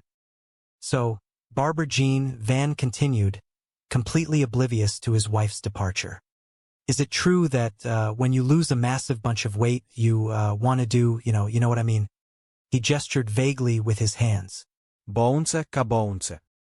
Van, Reba shouted, slamming her glass down on the counter. Cheyenne poked her head back into the kitchen, tears threatening to spill over her lower lashes. Oh, Cheyenne, please do not be upset, Van pleaded, finally realizing he had stepped into a minefield. You are still incredibly hot. You are like a bleached-out, Jan Brady. Yes. Januari Jan Brady. I am Marcia, Cheyenne wailed, the tears finally falling. Marcia, Marcia, Marcia. She turned and sprinted up the stairs, her sobs echoing through the house. Barbara Jean watched the drama unfold with a look of mild amusement. Anyway, Reba, I have a wonderful idea. You should come down to the fitness center and meet Jordan, my trainer. Reba took a cautious sip of her smoothie, her face contorting at the grassy taste. Seriously, Barbara Jean continued, leaning against the counter. He will completely change your entire life. I mean, he is so much more than just a personal fitness trainer. He taught me how to work out properly and eat right. We go over the clothes I am going to wear each day, the movies I am going to see at the theater. Reba raised an eyebrow, pausing with her glass halfway to her mouth. Oh, hold on a minute. The movies you are going to see? What does going to the cinema have to do with you getting in physical shape? Oh, nothing at all, Barbara Jean laughed. A bright, twinkling sound. We just happen to have the exact same sense of humor. That actor, Tim Allen, just absolutely kills us with laughter. I mean, whether he is playing a literal dog or Santa Claus, you just buy his performance completely. So, you will come down and meet Jordan? No, Reba said flatly, taking another painful gulp of her green drink. Oh, come on.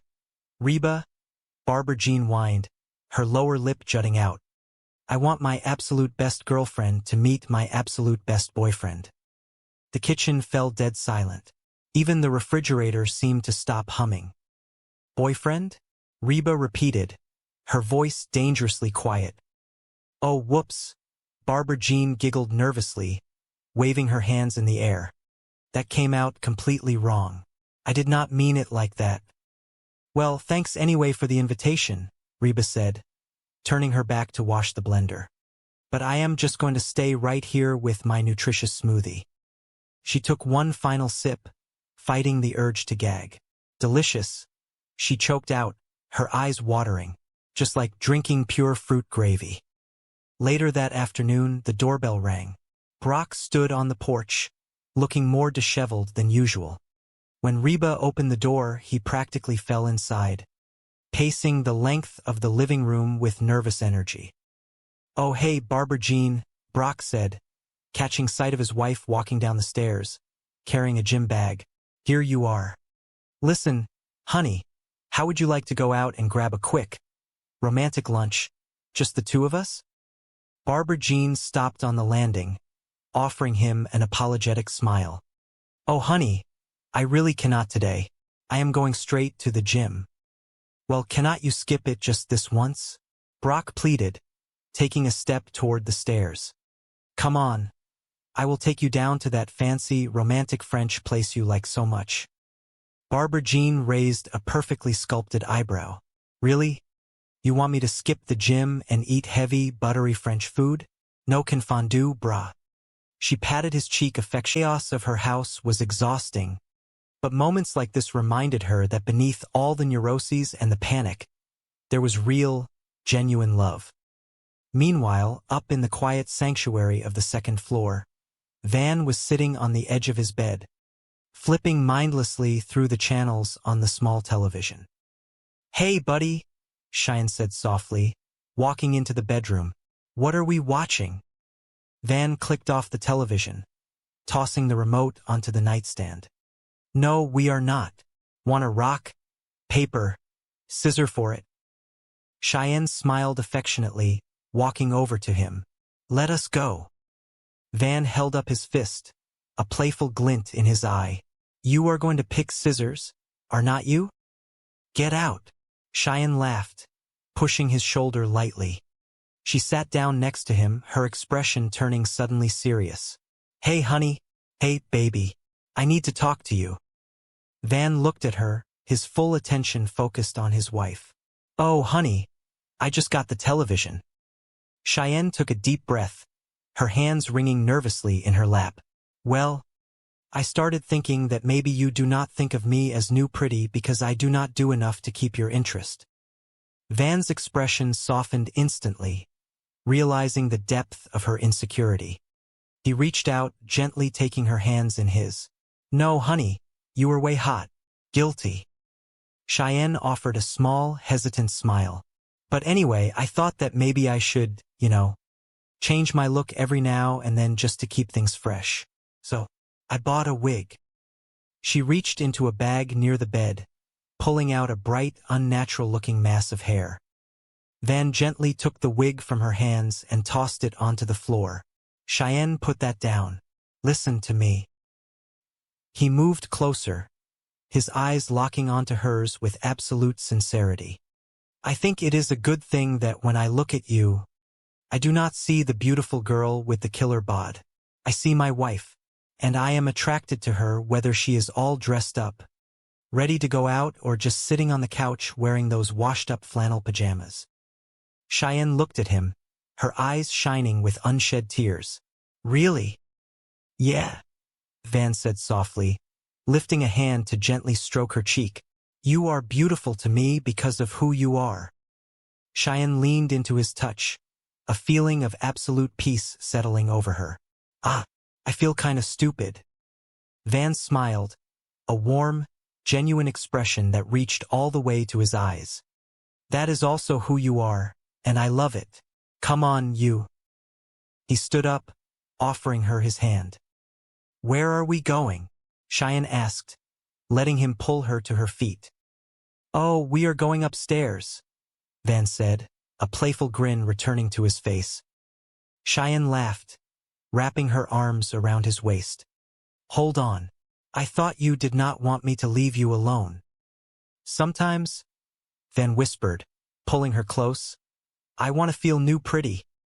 The morning sun streamed through the large bay windows of the bustling kitchen, casting a warm, golden glow over the worn oak table that served as the command center for the family. The air was thick with the scent of freshly brewed coffee, a desperate necessity for the household's matriarch, Reba. However, the current topic of conversation among the younger generation gathered around the island counter was anything but peaceful. They were locked in a tense, hushed debate. That woman is out of control, Cheyenne whispered furiously, leaning over the granite countertop so her voice would not carry down the hallway. She is like a locust. She has eaten everything in the house. Her husband, Van, nodded in solemn agreement, his eyes wide with a mixture of awe and genuine concern. She has eaten everything in Mr. H's house too. Look around, Cheyenne. Even the salt and pepper shakers are completely empty. Why do not you just tell her she has eaten too much? Van nudged Cheyenne's shoulder, trying to pass the terrifying responsibility onto his wife.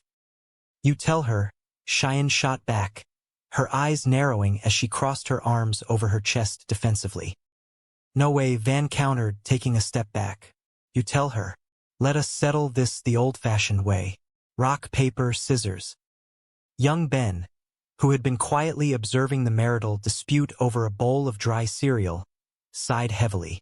Ben, you know you are going to lose, Van pointed out with the unearned confidence of a seasoned champion. Not this time, Ben declared, his small face setting into a mask of pure determination. He raised his fist, ready for battle. 1, 2, 3, they chanted in unison, their hands bouncing on each syllable.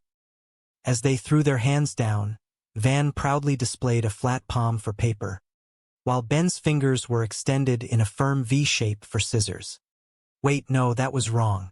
Ben had thrown rock and Van had thrown paper. No, let us be precise. Ben looked down at his 2 extended fingers, then up at Van's triumphant, solid fist shaped like a rock. Dang it, Ben groaned, his shoulders slumping in defeat. How do you always beat me? Because you always pick scissors, Van explained gently, patting the boy on the back. Of course I do, it is my system. It is a flawless system except for the part where it never works. So, Van turned his attention back to his wife, a smug grin spreading across his face. You will tell her? Yeah, fine, Cheyenne huffed, rolling her eyes toward the ceiling. Then panic immediately set in. No, wait, I do not want to. You tell her, Van. Come on, please. You tell her. Please, please, please. She clasped her hands together in a dramatic plea, her lower lip jutting out in a pout that usually worked wonders on her husband. No way, Cheyenne, Van said, holding his ground despite the sheer power of the pout. Why should I tell her? Because girls can say that kind of stuff without having to come across like all they care about are looks. Van paused, a sudden thought striking him. He looked at his wife, his expression softening into genuine admiration. By the way, you have been looking exceptionally hot lately. Cheyenne blushed, a small smile breaking through her anxiety. Oh, you stop it, she murmured, playfully swatting his arm. Reba, who had been quietly wiping down the stove and listening to the entire ridiculous exchange, finally took pity on the young couple. She tossed her dish towel onto the counter and sighed. Look, sweetie, why did not I just tell her? Oh, thank you, Mom, Cheyenne breathed, looking as though a massive weight had been lifted from her shoulders. Before Reba could formulate a polite way to tell her ex-husband's current wife to stop eating them out of house and home, the front door burst open with the force of a minor hurricane. Hey, hey, hey, a cheerful, booming voice echoed down the hallway. Barbara Jean bounded into the kitchen, practically vibrating with excitement. She was carrying an enormous, flat cardboard box that emanated the heavy, greasy aroma of melted cheese and pepperoni.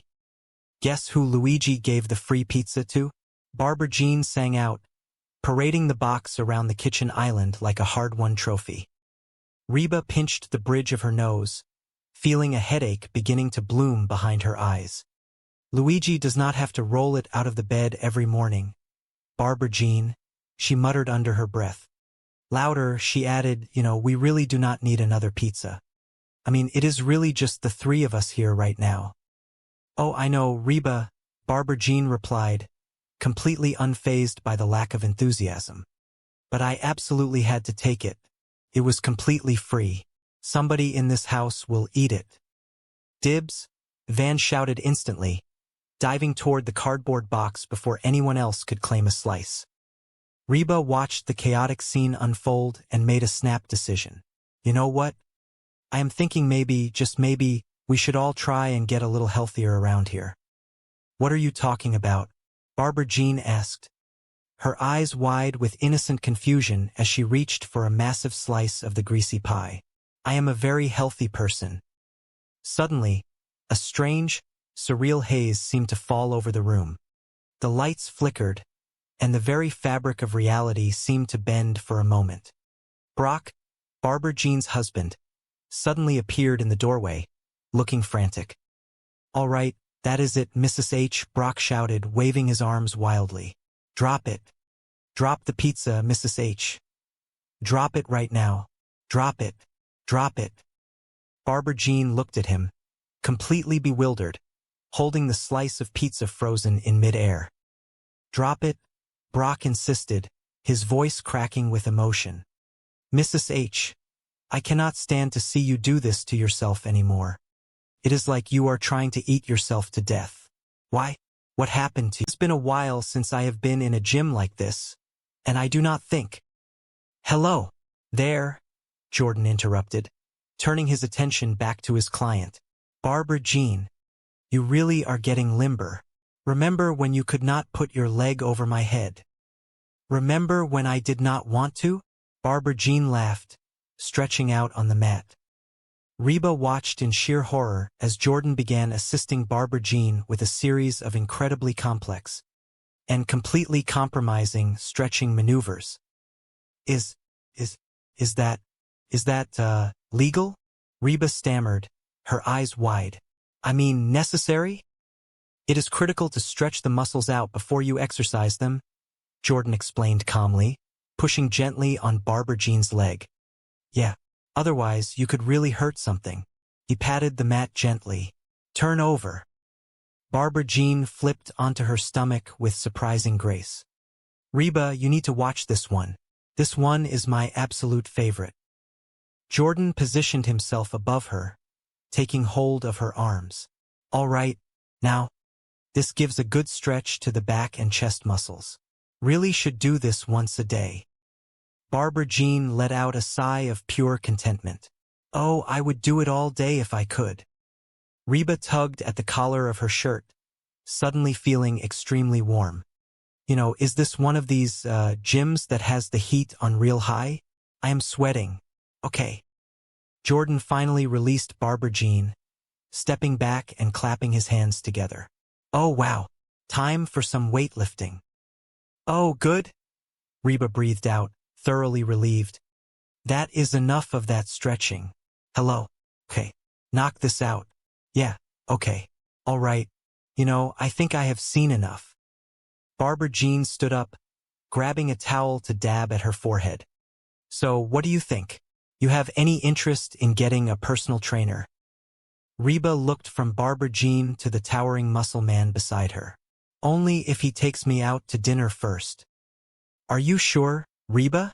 Barbara Jean pressed, her tone completely earnest. Seriously, this is one of the best relationships I have ever had. Reba nodded slowly, backing away toward the exit. Oh, I think Jordan has his hands full with you. Oh, you are a beginner, Reba? Jordan chimed in helpfully. You will start with Dot. Dot. Yeah. This is Reba. She seems a little tense. I would spend some extra time on the stretching. A woman who appeared to be built entirely of solid granite stepped out from behind a weight rack. Hey, Dot said, her voice a deep, intimidating rumble. Get down there. Reba did not wait to see what Dot meant. She turned and practically sprinted for the exit. Later that evening, the house was quiet. Brock was pacing the living room floor, running his hands through his hair in a frantic rhythm. As soon as Reba walked through the front door, he pounced. So, did you see him? Brock demanded, his voice tight with anxiety. What is he like? Is he little? Could I take him? Reba dropped her purse on the table, letting out an exhausted breath. He is big, but he is not as big as Dot. Brock frowned, completely missing the reference. So, what do you think? Is there something going on there? Reba walked into the living room, sitting down heavily on the sofa. Look, Brock. I was hoping that I could go down to the gym and check things out and come back and tell you that there is nothing to worry about. But that is it, Brock whispered, his face falling.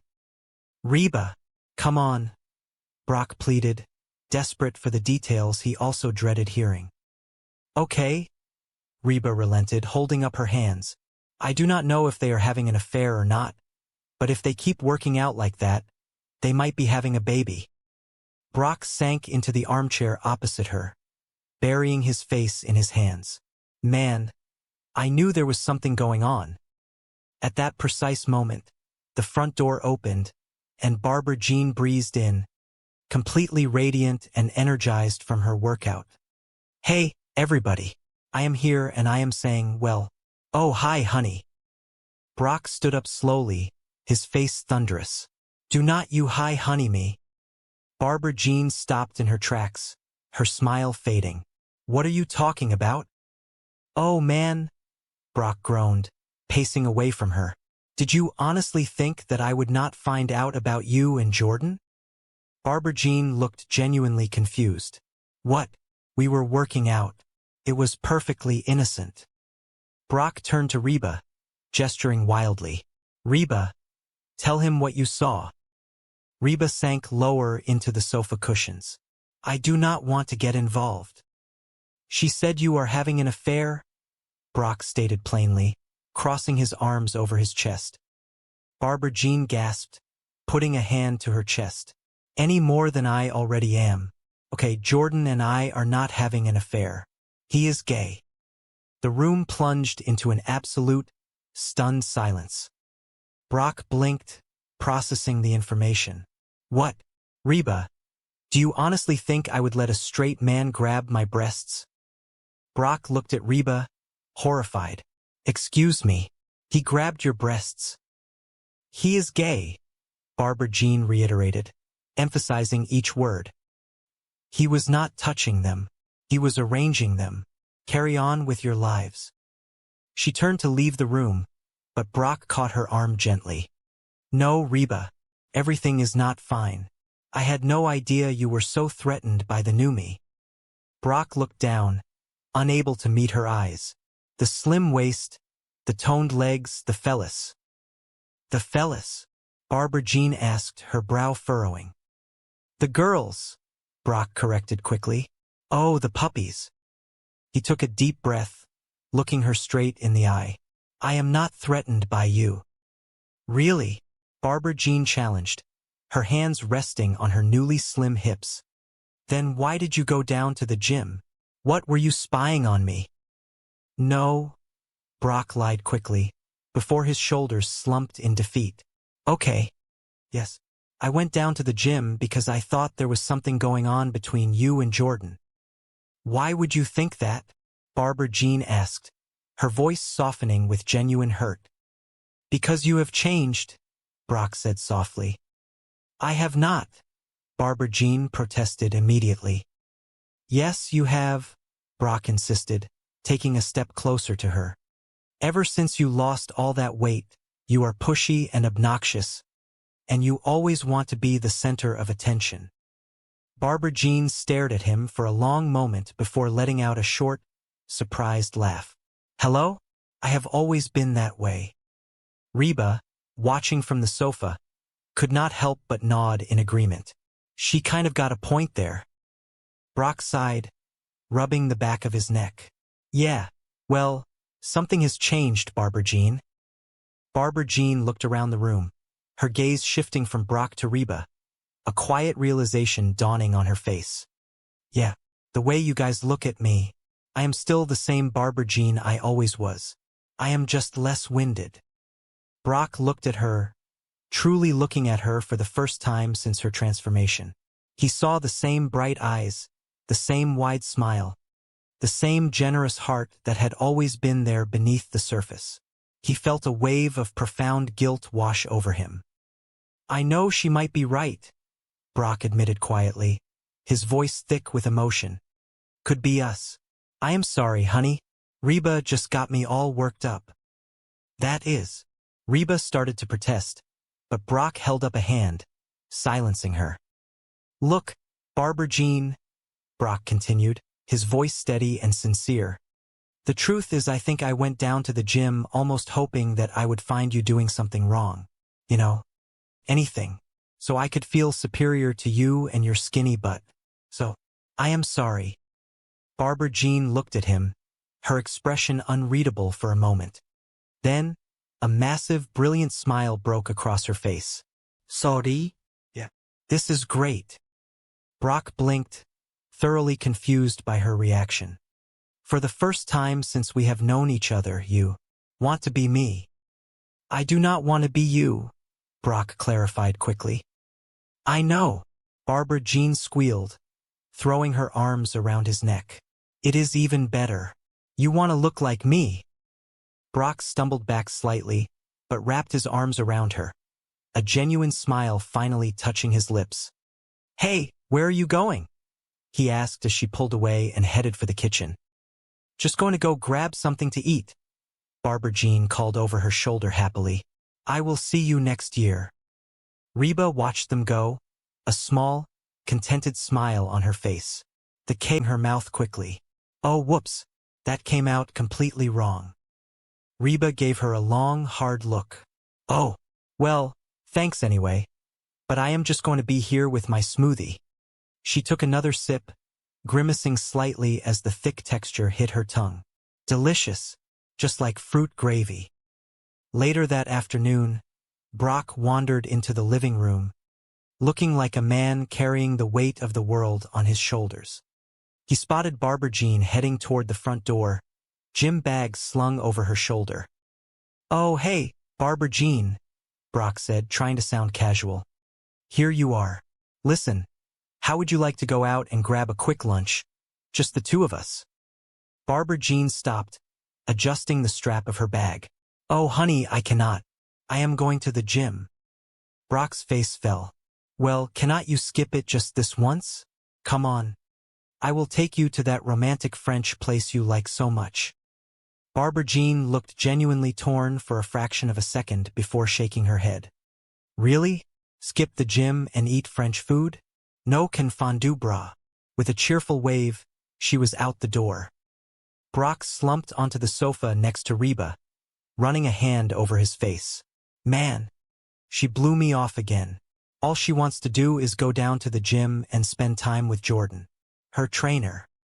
Exactly, Reba said, keeping her eyes on the television screen. Frankly, I like the new but the new attitude not so much. Brock let out a humorless laugh. Oh, that is really funny coming from the old but. Reba shot him a lethal glare.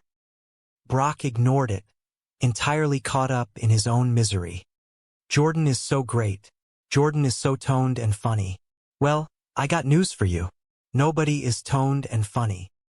Brock, you are overreacting, Reba reasoned, softening slightly. Oh, really? Brock fired back, his voice rising in pitch. Yeah, I think she might be having an affair with this guy. Reba laughed out loud, finding the idea utterly absurd. Barbara Jean with her trainer? I mean, sure, he is probably a better man than you are, better looking and younger. But that is it, Brock interrupted, his mind made up. Reba, I need you to help me out. I want you to go down to the gym and see if there is anything going on. You know, spy on him for me. Reba recoiled, shaking her head vigorously. No way, you know. Barbara Jean may have a long list of faults, and I have that list if you need a copy. But she is nothing if not completely faithful. Brock scowled, staring at the floor. Yeah, right, up until now. But now that she is thin and hot, she has all kinds of options. Reba sighed, feeling a pang of genuine sympathy for the man. Despite their history, it was hard to see him so thoroughly consumed by insecurity. Look, Brock, if it is worrying you that much, be honest with her. Tell her how you feel. Tell her that you just need a hug every now and then. Brock crossed his arms, looking deeply offended by the suggestion. Oh, now there is a great idea. See? Why, since my competition is a macho, muscular dude, I should go the other way and appear all weak and whiny. Your solutions are ridiculous. Reba, making me want to spy on those. Stupid. He trailed off, frustrated. The next morning, Van bounded into the kitchen just as Reba was pouring another mysterious green concoction into a tall glass. Hard to believe those are supposed to be good for you, he noted cheerfully. Hey, Mrs. H, Van continued, completely oblivious to Reba's glare. Are you off for your power walk? Man, I love old people. Power walking, moving along, swinging their arms, like there is a big sale for false teeth. Reba slammed the glass down on the counter. No, I am not going for my power walk. This whole physical thing is getting everybody acting completely wacko. Van leaned against the counter, suddenly intrigued. What do you mean? Reba wiped her hands on a towel.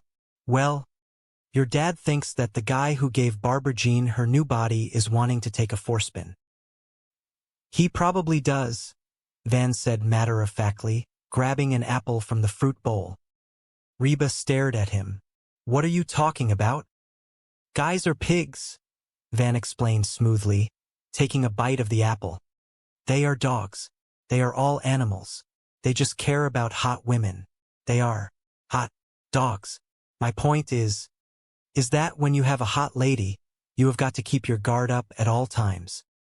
Cheyenne walked into the room just in time to hear the end of his speech. I used to, she said quietly. Van spun around, his eyes wide. You used to? No, baby, do not take it like that. It is just that I have grown into a mature, stable individual. That is all. Cheyenne folded her arms, her expression icy. Well, I do not like it. She turned on her heel and marched out of the room. Van groaned, rubbing his forehead. Where have you been? Reba asked as Ben shuffled in, looking exhausted. I went to get something to eat, Ben mumbled, dropping into a chair. Reba turned her attention back to the younger boy.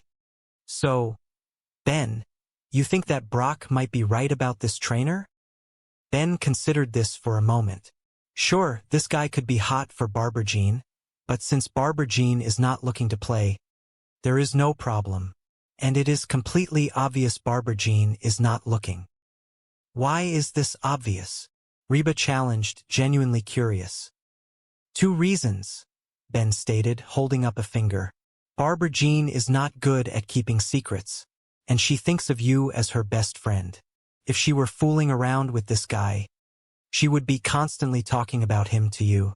Heck, she would probably even want you to meet him.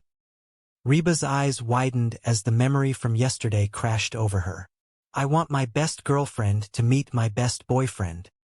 Meet him, Reba gasped, the realization hitting her like a freight train. Oh, where are you going? Ben asked as Reba suddenly grabbed her purse and bolted for the door. Go down to the gym with the rest of the wackos, Reba shouted over her shoulder. All right, Ben called after her, perfectly content to be left alone in the kitchen. Well, keep those arms a-swinging. The gym was a loud, intimidating cathedral of chrome, bright lights, and thumping electronic music. Reba stood awkwardly near the entrance, feeling entirely out of place in her casual denim and cotton top amid a sea of sleek, neon spandex. She watched men and women hoisting heavy weights and running furiously on treadmills that seemed to stretch on for miles. Man, there is a lot of beautiful people around here, she muttered to herself, feeling vastly underdressed and overwhelmed. You should see them naked in the shower. She wandered deeper into the facility, her eyes scanning the various workout zones. Finally, she spotted her. Hey! A deep, friendly voice called out. Reba turned to see a tall, heavily muscled man with a brilliant smile approaching them. Jordan, Barbara Jean chirped happily from a nearby mat. Hey! Ready to start, Barbara Jean? Jordan asked, his voice encouraging and upbeat. Yeah, Barbara Jean replied, practically glowing. Jordan smiled warmly at her. Hey, you look great in that outfit. Barbara Jean giggled, smoothing down her form-fitting athletic wear. Oh, well, the other woman is getting kind of baggy. Reba watched from behind a large potted fern, her jaw dropping. She whispered to herself, Can you believe her? She did the impossible. She lost all that weight and kept these fellas. She watched as Barbara Jean enthusiastically began jumping up and down, making enthusiastic noises. Oh, okay, Jordan. Barbara Jean suddenly stopped and turned, spotting Reba hiding behind the foliage. Jordan, this is my friend, Reba. Reba stepped out awkwardly, forcing a tight smile. Hey, I am Reba. Jordan reached out, shaking her hand with a firm, energetic grip. Hey, I am Jordan. So, you going to join us, Reba? Jordan asked, his enthusiasm completely genuine. Reba took a step back, holding up her hands defensively. Oh, I do not know. I just think that me and my fellows will just watch for a while. Jordan shook his head, placing his hands on his hips. Well, Reba, you are not going to get into shape by just watching. You need to sweat a little. Yeah, but you guys have got to understand. Reba tried to explain, looking around nervously. It hasn't groaned, throwing his head back. How do you always beat me? Van smirked, tapping his temple with a knowing grin. Because you always pick scissors. Of course I do, it is my system. It is foolproof. So, you will tell her. Yeah, fine, Ben muttered, his shoulders slumping in defeat. But as he looked toward the hallway where the dreaded woman was currently residing, his courage evaporated. No, I do not want to. You tell her, Van urged, his bravado fading just as quickly. Come on, you tell her. Please, please, please. No, Van, why should I tell her? Ben argued, trying to find a logical out. Because girls can say that kind of stuff without having to come across like all they care about are looks. He paused, looking at Van with a sudden realization. By the way, you have been looking hot lately. Van blinked, momentarily distracted by the compliment. Oh, you? He chuckled softly, waving a hand. Before their debate could escalate further, Cheyenne walked into the kitchen. She looked between the two boys, sensing the thick tension. Look, sweetie, why do I not just tell her? She offered gently. Thank you, Van breathed out, looking at his wife as if she were a descending angel. Just then, the front door swung open, and Reba marched in, carrying a large, flat cardboard box. Her face was bright with the triumph of a suburban hunter-gatherer. Hey, guess who Luigi gave the free pizza to? Luigi does not have to roll it out of the bed every morning. Cheyenne sighed, leaning against the counter. You know, Mom, we really do not need another pizza. I mean, it is really just the three of us. Reba placed the warm box on the kitchen island, the smell of melted cheese and baked dough instantly filling the room. Oh, I know, but I had to take it. It was completely free. Somebody will eat it. Van's eyes lit up immediately. Dibs? Cheyenne looked at the greasy box and then at her family. A thoughtful expression crossed her face. You know what, Mom? I am thinking maybe we should all try and get a little healthier around here. Reba looked at her daughter, utterly baffled. What are you talking about? I am very healthy. Before Cheyenne could explain the virtues of a balanced diet, a frantic voice echoed from the hallway. Brock, leaning out of the doorway, was in full panic mode. All right, that is it, Mrs. H. Drop it, Mrs. H. Drop it, drop it, drop it. He stepped fully into view, his hands waving wildly in the air. Monsieur H. I cannot stand to see you do this to yourself. It is like you are trying to eat yourself to death. The kitchen fell silent. They all knew exactly who Brock was yelling at, but they were entirely unprepared for the person who suddenly spun into the room. It was Barbara Jean, but it was not the Barbara Jean they were used to. The woman standing before them had undergone a transformation so radical it defied logic. She was radiant, glowing with a newfound energy, and significantly smaller than she had been just months prior. Why? What happened to you? Brock stammered, staring at his wife. What is different? Barbara Jean threw her hands up in the air. A massive, brilliant smile plastered across her face. You who? I am here, and I am thin. The room was stunned into silence. Reba, never one to miss a beat, muttered under her breath. Yeah, thin as a stick, and dumb as one. Brock rubbed his eyes, clearly overwhelmed by the sudden change. Yikes, what is eating Cooper grape? Look at that. They look like the number 10. Reba closed her eyes, shaking her head. Oh, thank goodness, it was just a nightmare. But as she opened her eyes, Barbara Jean was still standing there, practically vibrating with excitement. You who? I am here, and I am thin. Reba sighed deeply, resigning herself to her reality. And the nightmare continues. Reba found herself humming a familiar tune, the soundtrack of her chaotic but loving life. Her roots were planted in the past, though her life was changing fast. Who she was who she wanted to be. A single mom who worked too hard, who loved her kids and never stopped. With gentle hands and the heart of a fighter, she was a survivor. The next morning, the kitchen was once again the center of activity. Ben sat at the table, rubbing the sleep from his eyes. Mom, make us some pancakes, he requested, his voice thick with morning grogginess. No, Reba replied briskly, pulling the blender out from the cabinet. I am making everyone a power smoothie, and this afternoon, I am taking a power walk. Ben groaned, letting his head fall onto the table. Power walk? Oh, forget your power cane.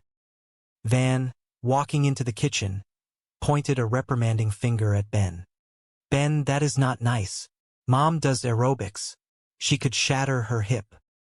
Reba stopped filling the blender, fixing Van with a steely, maternal glare. And yet, in the blink of an eye, I can make you both homeless. The boys fell silent just as Barbara Jean made another grand entrance. She sashayed into the kitchen, flipping her perfectly styled hair. Hey, everybody. I am here and I am. Oh, shut up and have a donut, Reba interrupted, holding out a glazed pastry. Barbara Jean waved the donut away with a perfectly manicured hand, a look of polite horror on her face. Oh, Reba, you are not still trying to lose weight by drinking those power smoothies, are you? Jordan, my personal trainer, says that those are loaded with hidden carbs. Reba put the donut down, crossing her arms. Barbara Jean, I am all for adopting a healthy new lifestyle, but seriously, I mean, there has to be some sort of limit. She paused, noticing that Van and Ben were staring at Barbara Jean with an intensity that bordered on comical. Will you stop staring at her? Van blinked, finally breaking his trance. What? We have been staring at her for, like, the past 2 hours.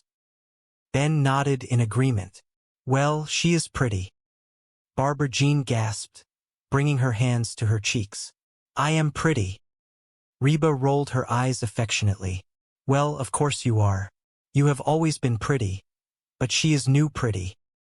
Oh, Van, Cheyenne said dryly from the doorway, having caught the end of the conversation. That is such a funny story you can tell to your next wife. Van turned, suddenly realizing his mistake, but Barbara Jean was already basking in the glow of the compliment. Van, you really think that I am new pretty? Oh yeah, Van said earnestly. You are like a bleached-out Halle Berry. Thank you, Barbara Jean beamed. You are welcome, Van replied. I am going to go make some calls. As Van left the room, Ben leaned in slightly.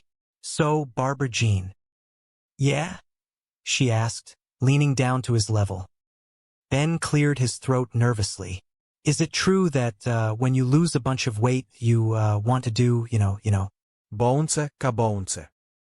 Ben, Cheyenne scolded, swatting him with a dish towel.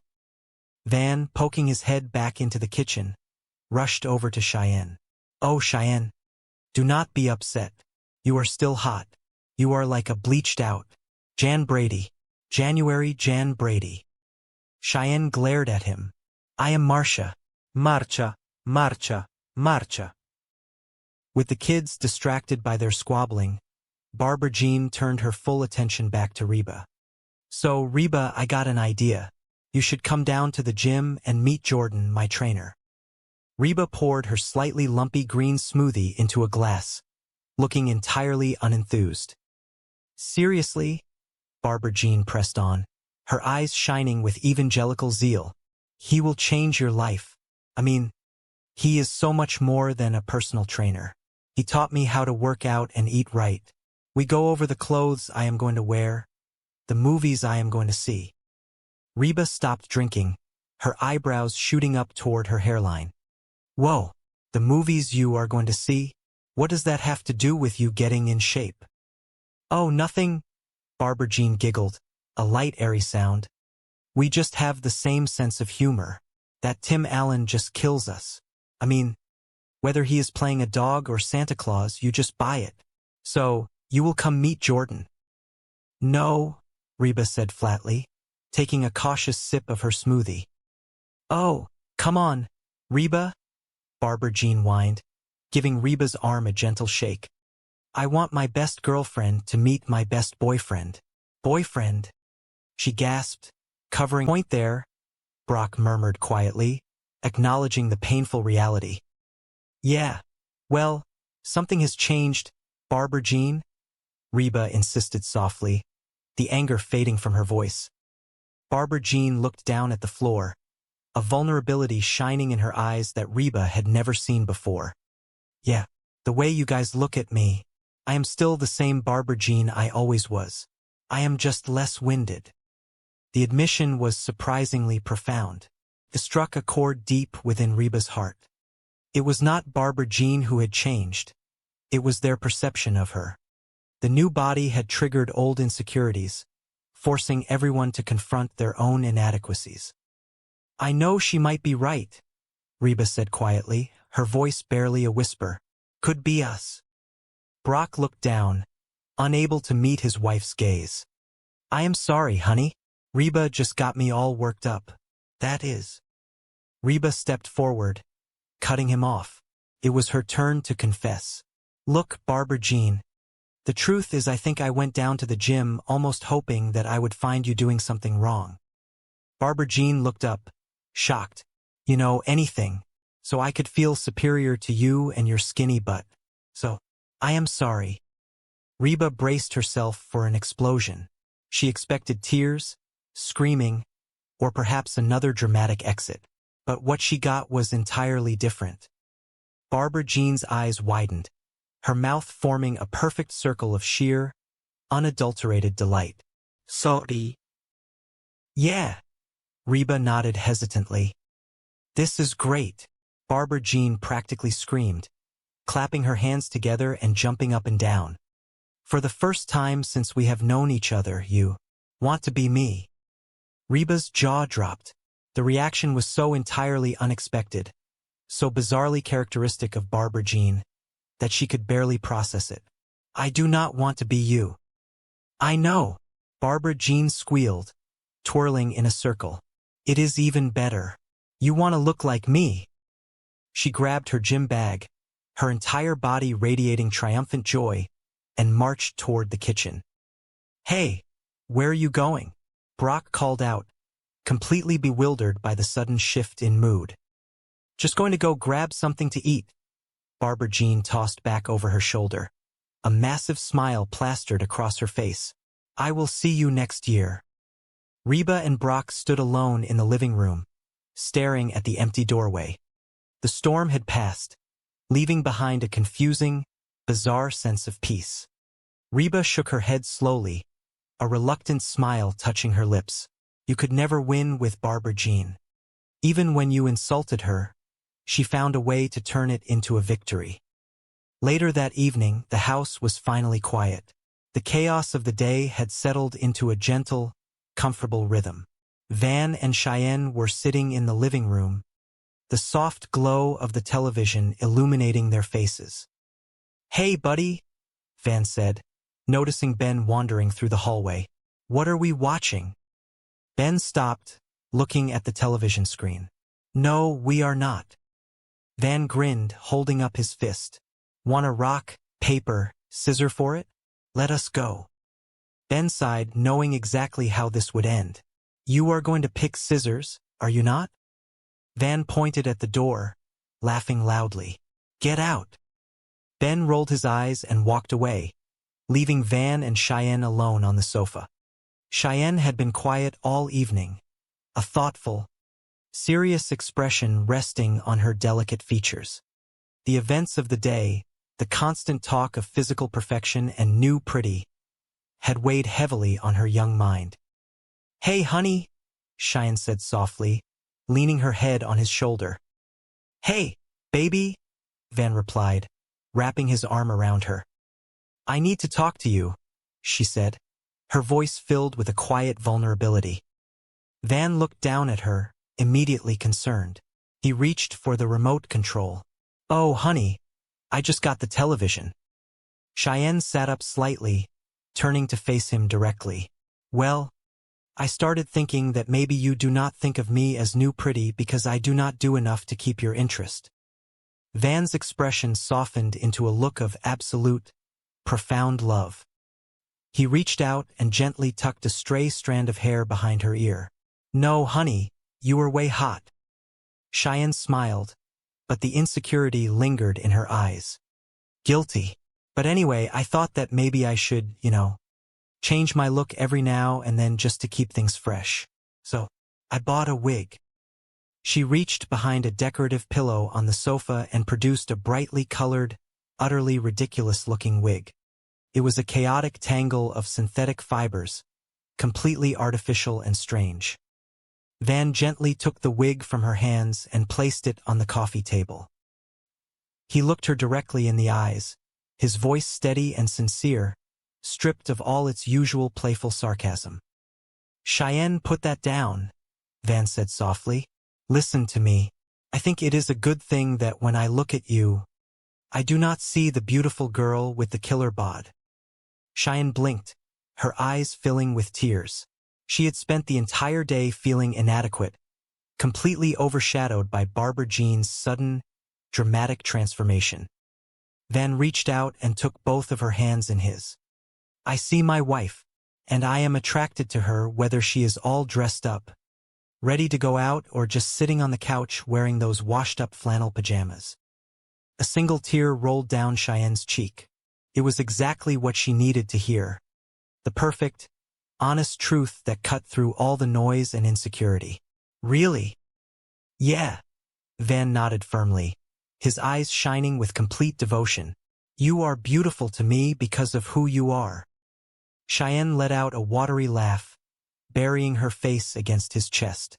I feel kind of stupid. Van wrapped his arms tightly around her, burying his face in her hair. That is also who you are, and I love it. He held her for a long moment, the warmth of their embrace filling the quiet living room. Finally, he pulled back slightly, a mischievous glint returning to his eyes. He stood up, pulling her to her feet. Come on, you, Van said softly. Cheyenne wiped her eyes, looking up at him with a tender smile. Where are we going? Oh, we are going upstairs, Van replied, his voice dropping an octave. Cheyenne raised an eyebrow, playfully resisting his pull. Hold on. I thought you did not want me to leave you alone. Van grinned, pulling her close and kissing her gently on the forehead. Sometimes I want to feel new pretty. As they walked up the stairs together, hand in hand, the house finally settled into complete and utter peace. The ridiculous events of the day, the empty pantry, the green smoothies, the terrifying gym encounters, and the dramatic confrontations, faded into nothingness. In the end, it was not about the size of a waistline or the perfection of a physical form. It was about the messy, chaotic, deeply flawed, and profoundly beautiful people who filled the house with life. They were a family, complete with all their strange quirks and terrifying insecurities, and they loved each other exactly as they were. And that, truly, was the only kind of beautiful that mattered. The morning sun streamed through the wide kitchen windows, casting a warm, golden glow over a room that was normally the heart of the household. Today, however, it felt more like a tactical command center. Ben and Van stood by the kitchen island, their postures rigid, their eyes wide with a mixture of awe and genuine concern. That woman is out of control, Van whispered, leaning over the smooth marble countertop. He shook his head, his voice laced with disbelief. She is like a locust. She has eaten everything in the house. Ben nodded solemnly, gesturing toward the empty pantry shelves that had been fully stocked only yesterday. She has eaten everything in Mr. H's house, too. Look around. Fum. Even the salt and pepper shakers are completely empty. I do not even know how that is physically possible. Van crossed his arms over his chest, looking at his younger brother-in-law. Why do you not just tell her she has eaten too much? Ben's eyes widened in sheer panic. You tell her. No, you tell her. Van shot back, stepping away. He raised his fist, the universal signal for conflict resolution. Rock, paper, scissors. Ben, you know you are going to lose. Ben squared his shoulders, determined to break his losing streak. Not this time. 1, 2, 3. They both threw their hands down. Ben presented a flat, open palm for paper. Van proudly extended 2 fingers for scissors. Dang it! Ben loudly, fanning herself with her hand. I am sweating. Okay. Jordan finally released Barbara Jean, clapping his hands together. Oh wow, time for some weightlifting. Reba exhaled a massive sigh of relief. Oh good, that is enough of that stretching. Hello. Okay. Knock this out. Yeah, okay. All right. She began backing away slowly toward the safety of the exit doors. You know, I think I have seen enough. Jordan wiped his forehead with a towel, smiling brightly. So, what do you think? You have any interest in getting a personal trainer? Reba stopped, looking him dead in the eye. Only if he takes me out to dinner first. Barbara Jean sat up, fixing her hair. Are you sure, Reba? Seriously, this is one of the best relationships I have ever had. Reba stared at her, utterly bewildered by the choice of words. Oh, I think Jordan has his hands full with you. Oh, you are a beginner, Reba? Jordan chimed in smoothly. You will start with Dot.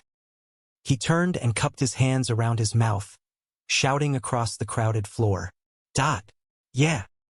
A moment later, a woman emerged from the sea of exercise equipment. She was built like a professional wrestler, her arms thicker than Reba's thighs, her expression completely devoid of mercy or compassion. She wore a tight black tank top and held a heavy iron kettlebell in one hand as easily as if it were a teacup. This is Reba, Jordan announced cheerfully. She seems a little tense. I would spend some extra time on the stretching. Dot cracked her knuckles, a slow, terrifying smile spreading across her face. Hey, get down there, she growled, pointing a thick, muscular finger at the floor mat. Reba did not think. She simply reacted. She spun on her heel and sprinted for the exit doors, fleeing the gymnasium as if her life depended on it. Back at the house, the tension had reached a boiling point.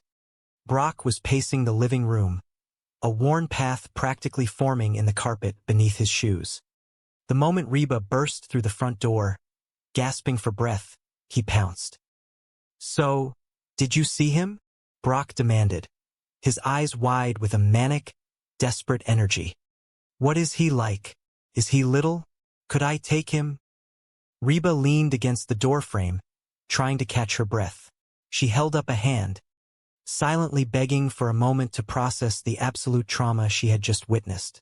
Finally, she looked at him, her expression grim. He is big, Reba said slowly, the image of the golden giant seared into her brain. But he is not as big as Dot.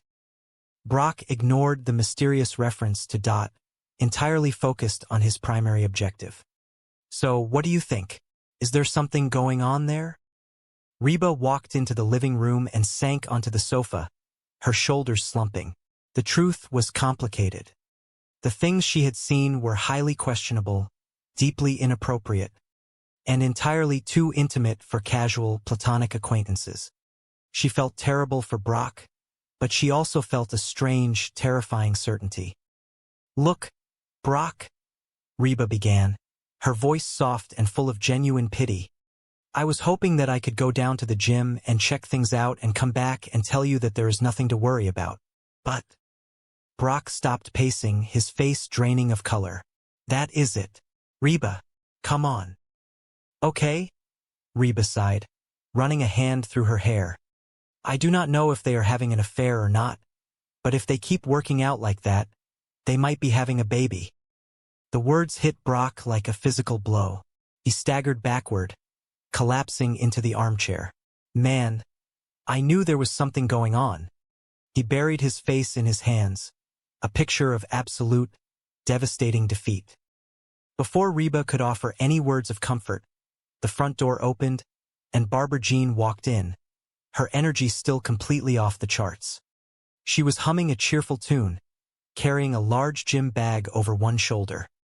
Hey, everybody, Barbara Jean announced brightly, completely oblivious to the heavy, funereal atmosphere in the room. I am here, and I am saying, well. She stopped, noticing Brock's defeated posture. Oh, hi, honey.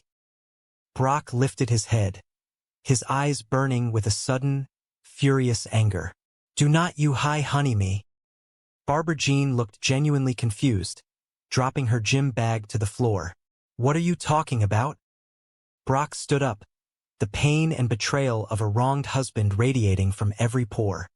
Oh man, did you honestly think that I would not find out about you and Jordan? Barbara Jean's eyes widened in shock. What? We were working out. It was perfectly innocent. Brock scoffed loudly, a harsh, bitter sound. He turned to Reba, gesturing wildly. Reba, tell him what you saw. Reba sank deeper into the sofa cushions, desperately wishing she could turn invisible.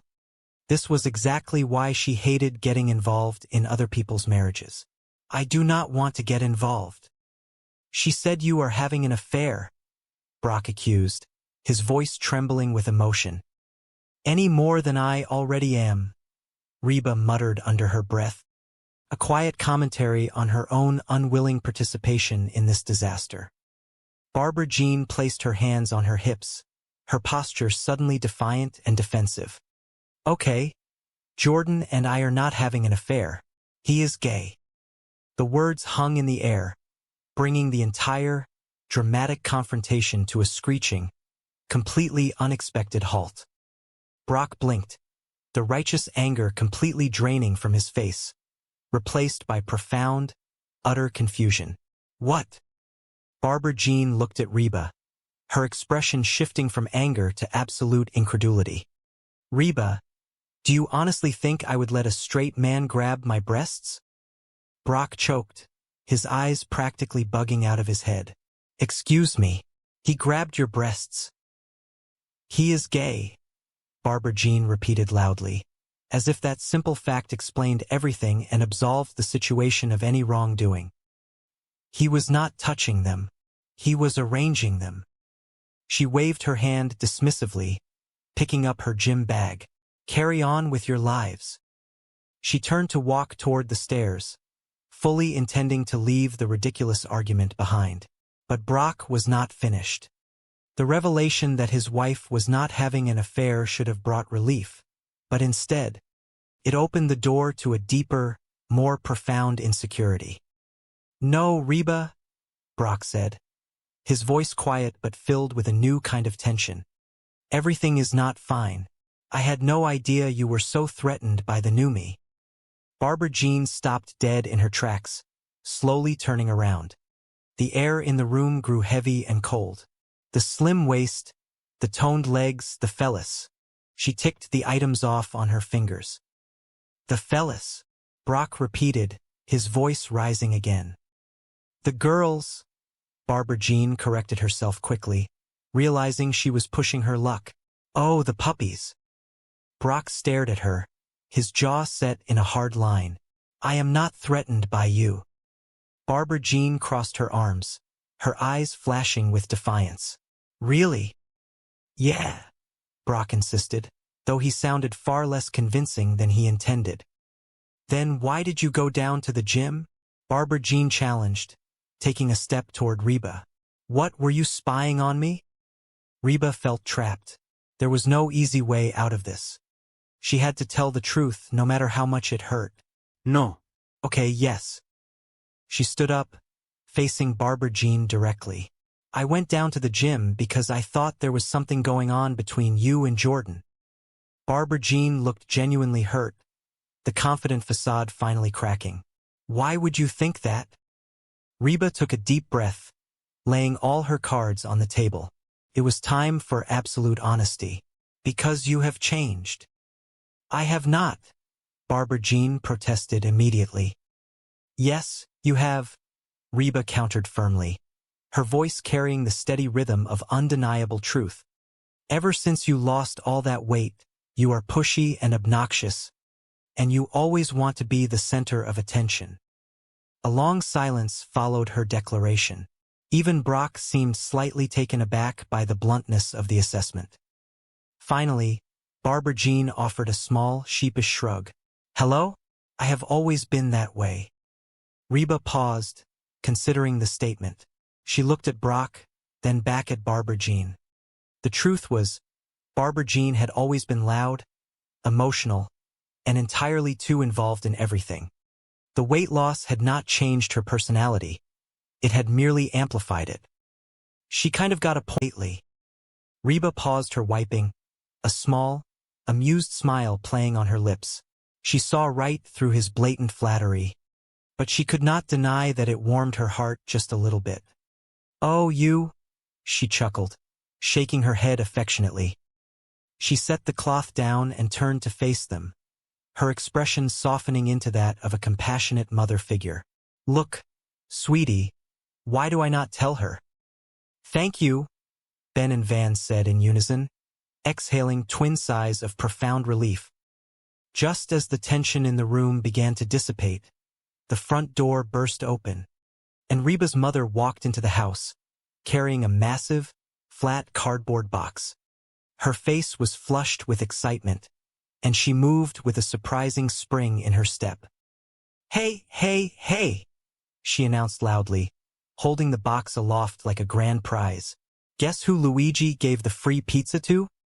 Reba rubbed her temples, feeling a familiar headache beginning to form. "Luigi does not have to roll it out of the bed every morning. You know, Mom, we really do not need another pizza." She gestured around the kitchen. "I mean, it is really just the three of us." "Oh, I know," her mother replied breezily, setting the heavy box down on the center island. "But I had to take it. It was free." She patted the top of the box affectionately. "Somebody will eat it." The word pizza hung in the air, a magical incantation that banished the memory of the empty cupboards. "Oh," Van said, his eyes widening as the savory scent of baked cheese and rich tomato sauce wafted toward him. "Dibs." Reba watched as Van lunged toward the box. A sudden wave of determination washed over her. She looked at the greasy cardboard, then at Van, and finally at her own reflection in the window pane. Something had to change. This house was entirely too focused on eating. "You know what, Mom?" Reba said, her voice ringing out with newfound authority. She stood up a little taller, pulling her shoulders back. "I am thinking maybe we should all try and get a little healthier around here." Her mother blinked, looking genuinely perplexed by the statement. She patted her own stomach, which was comfortably round. "What are you talking about? I am very healthy." At that exact moment, a commotion erupted near the living room hallway.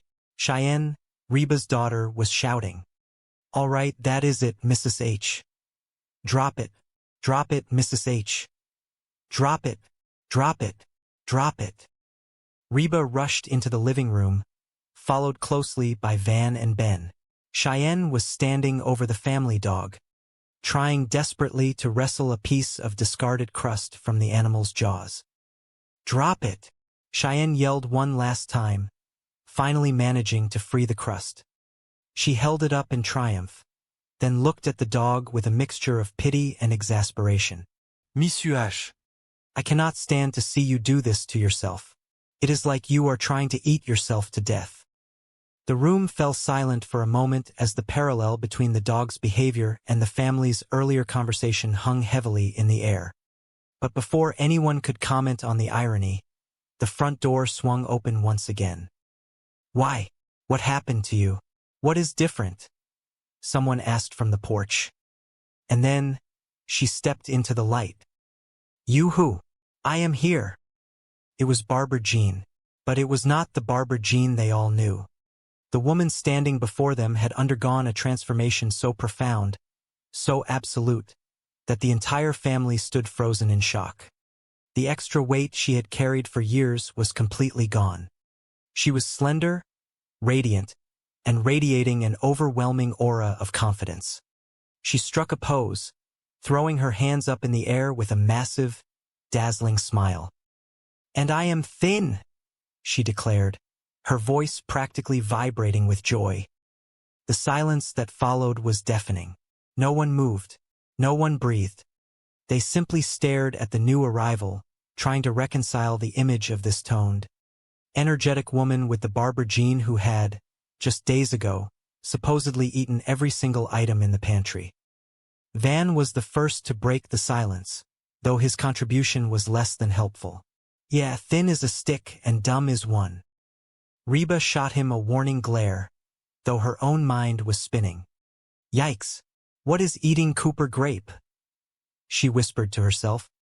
referencing an old movie but completely fumbling the title in her state of shock. Ben leaned over to Van, his eyes wide. Look at that. They look like the number 10. Reba closed her eyes tightly, rubbing the bridge of her nose. This could not be happening. It had to be a dream. A very strange, very vivid dream. Oh, thank God it was just a nightmare, she muttered, hoping that when she opened her eyes, the old Barbara Jean would be standing there, asking for a slice of pizza. But when she opened her eyes, the vision remained. Yoo-hoo, I am here, and I am thin, Barbara Jean repeated, clearly enjoying the stunned reactions of her audience. Reba sighed, a long, drawn-out sound of resignation, and the nightmare continues. The internal soundtrack of Reba's life began to play softly in her mind, a familiar country tune that grounded her in moments of chaos. My roots are planted in the past, though my life is changing fast. Who I am is who I want to be. A single mom who works too hard, who loves her kids and never stops. With gentle hands and the heart of a fighter, I am a survivor. She clung to those words as she navigated the strange new reality of a slender, overly energetic Barbara Jean invading her living room. The next morning, the house was buzzing with a strange, nervous energy. The shock of Barbara Jean's transformation had not worn off. If anything, it had settled into a pervasive feeling of inadequacy among the rest of the household. Reba stood in the kitchen, a determined expression on her face. In front of her sat a large blender filled to the brim with a questionable mixture of green vegetables, mysterious powders, and a few lonely pieces of fruit. The blender roared to life, violently churning the concoction into a thick, murky liquid. Mom, make us some pancakes, Jake whined, wandering into the kitchen and eyeing the blender with deep suspicion. Reba turned off the machine, wiping a speck of green foam from the counter. She looked at her son with a firm, unyielding gaze. No, I am making everyone a power smoothie. And this afternoon, I am taking a power walk. She poured the thick liquid into tall glasses, the sound of it hitting the glass resembling wet cement. She had made a decision. She was a survivor, a fighter. She was not going to be outdone in her own home by a sudden, miraculous weight loss. She was going to embrace the healthy lifestyle starting immediately. Van strolled into the kitchen, looking as relaxed as ever. He picked up one of the glasses, sniffed it carefully, and immediately recoiled, his face contorting in disgust. Power walk? He chuckled, setting the glass as far away from himself as possible. Oh, forget your power cane. Van, that is not nice. Mom does aerobics. Reba glared at him, her hands on her hips. She could shatter her hip. And yet, in the blink of an eye, I can make you both homeless, Reba replied sweetly, offering a terrifyingly calm smile. Van instantly straightened up, raising his hands in a gesture of surrender. Hey, everybody! Before Van could issue a proper apology, the door swung open, and Barbara Jean practically skipped into the room. She was wearing a brightly colored, form-fitting athletic outfit that looked like it belonged on a magazine cover. I am here, and I am, she began, ready to announce her newfound fitness once again. Oh, shut up and have a donut, Reba snapped, thrusting a powdered pastry toward her before she could finish the sentence. The tension in the room was palpable. Barbara Jean delicately pushed the donut away, a look of genuine concern crossing her perfectly made-up face. Oh, Reba, you are not still trying to lose weight by drinking those power smoothies, are you? Reba defensively clutched her glass of green sludge. Jordan, my trainer, says that those are loaded with hidden carbs, Barbara Jean explained, her tone dripping with newfound, unsolicited expertise. Reba took a deep breath, trying to summon every ounce of patience she possessed. Barbara Jean, I am all for adopting a healthy new lifestyle, but seriously, I mean, there has to be some sort of... She stopped mid-sentence, noticing that Van was staring at Barbara Jean with his mouth slightly ajar, completely hypnotized, throwing Reba under the bus. Reba sighed heavily, knowing it was time to come clean. She looked at Barbara Jean, her expression softening. Look, Barbara Jean, the truth is I think I went down to the gym almost hoping that I would find you doing something wrong. Reba confessed, the words tasting bitter in her mouth. She looked down at her hands. You know, anything, so I could feel superior to you and your skinny butt. So, I am sorry. Barbara Jean wiped a tear from her cheek, her expression unreadable for a moment. Then, slowly, a massive, brilliant smile spread across her face. Sorry. Yeah, Reba said, confused by the sudden change in mood. Barbara Jean practically squealed, clapping her hands together with glee. This is great. For the first time since we have known each other, you want to be me. Reba recoiled instantly, shaking her head. I do not want to be you. Barbara Jean laughed loudly, doing a little dance of joy. I know. It is even better. You want to look like me. She spun around on her heel, skipping toward the hallway. Reba watched her go, utterly baffled. Hey, where are you going? Just going to go grab something to eat. Barbara Jean sang out happily. I will see you next year.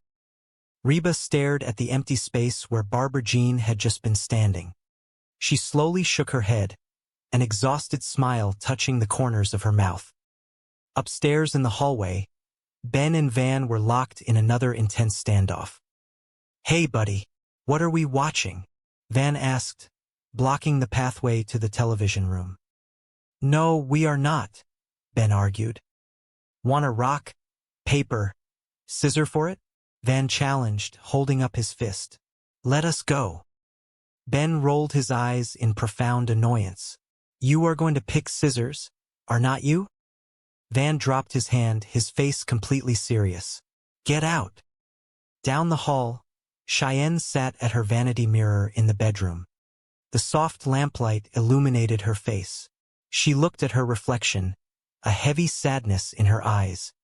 The door creaked open, and Van walked in, looking exhausted from his hallway negotiations. Hey, honey, Van said warmly, closing the door behind him. Cheyenne turned in her chair. Hey, baby, I need to talk to you. Van flopped backward onto the bed, staring up at the ceiling. Oh, honey, I just got the television. Cheyenne stood up and walked over to the bed, looking down at him. Well, I started thinking that maybe you do not think of me as new pretty because I do not do enough to keep your interest.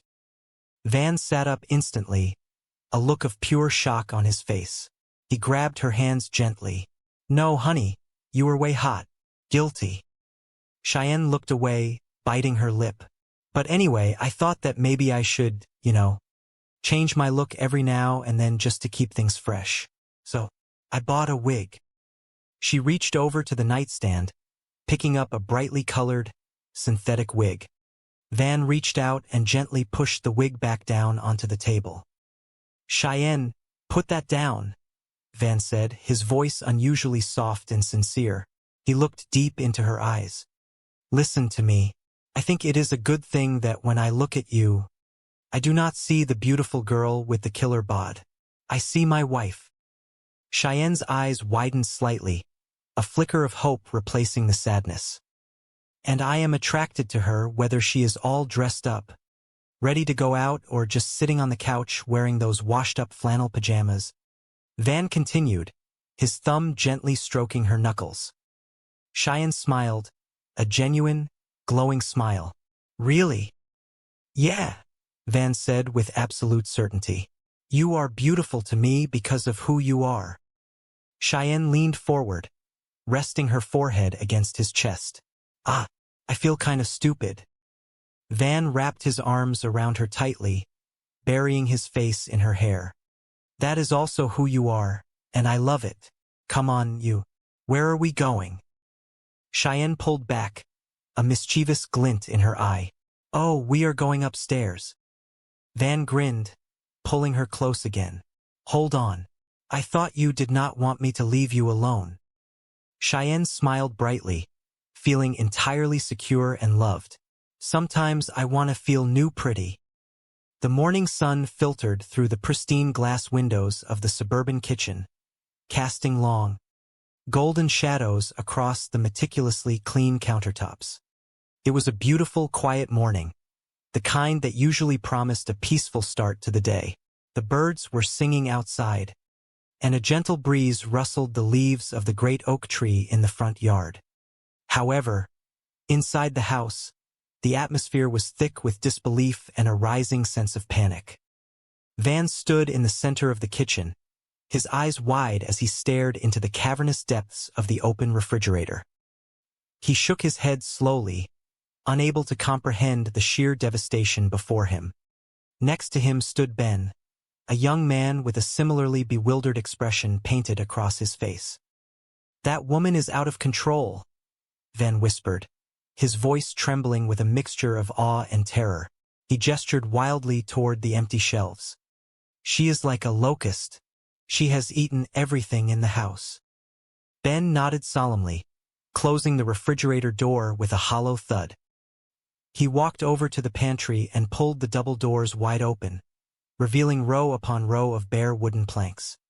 "She has eaten everything in Mr. H's house, too. Look, even the salt and pepper shakers are empty." It was a true mystery of modern science. Barbara Jean, a woman of usually cheerful demeanor and boundless energy, had somehow managed to consume a volume of food that defied logic. The two young men stood in the center of the kitchen, contemplating their next move in a house completely devoid of sustenance. "Why do you not just tell her she has eaten too much?" Ben suggested, leaning against the kitchen island. Van scoffed, crossing his arms over his chest. "You tell her." "No, you tell her." Ben shot back, his eyes narrowing in a challenge. A heavy silence fell over the kitchen. The stakes were high. Telling Barbara Jean anything that could be construed as criticism was a dangerous game, one that usually ended in tears, endless apologizing, and somehow more food being consumed. "Rock, paper, scissors," Van declared, holding out his fist. It was the ancient, honorable way to settle disputes of this magnitude. Ben sighed, knowing he was walking into a trap, but he raised his fist anyway. "Van, you know you are going to lose." "Not this time," Van said, a confident smirk playing on his lips. He bounced his fist on his open palm in a steady rhythm. 1, 2, 3. On the count of 3, Ben threw down his hand, his two fingers extended perfectly to form scissors. A second later, Van slammed his flat palm down, representing paper. The room was silent for a fraction of a second before Van realized his fatal error. "Dang it!" Van cried out, throwing his hands up in the air in sheer frustration. "How do you always beat me?" Ben could not help but laugh, a triumphant sound that echoed in the empty kitchen. "Because you always pick scissors." Van furrowed his brow, looking down at his own hands as if they had betrayed him. "Of course I do. It is my system." He let out a long, defeated sigh. "So you will tell her?" "Yeah, fine," Ben agreed, feeling a surge of misplaced confidence. But then, as the reality of confronting the energetic and highly emotional Barbara Jean washed over him, his courage evaporated. "No, I do not want to." "You tell her," Van pleaded, seeing his window of escape opening. "Come on, you tell her. Please, please, please." Before the debate could escalate any further, the swinging door to the kitchen pushed open, and Reba walked in. She carried an air of calm authority, her presence instantly bringing a sense of order to the chaotic energy of the two young men. She was a single mother who worked entirely too hard, a woman with gentle hands and the heart of a fighter. She loved her children endlessly and never stopped trying to keep the family ship sailing smoothly. "No, Ben, why should I tell her?" Reba asked, catching the tail end of the conversation. She walked over to the counter and began wiping it down with a damp cloth, a habit born of years of maintaining order. Because girls can say that kind of stuff without having to come across like all they care about are looks. Ben explained, his voice taking on a desperate, pleading tone. He paused, looking at Reba with wide, innocent eyes. By the way, you have been looking hot lately, smile remaining perfectly in place. So, you going to join us, Reba? Reba took a step back, shaking her head vigorously. Oh, I do not know.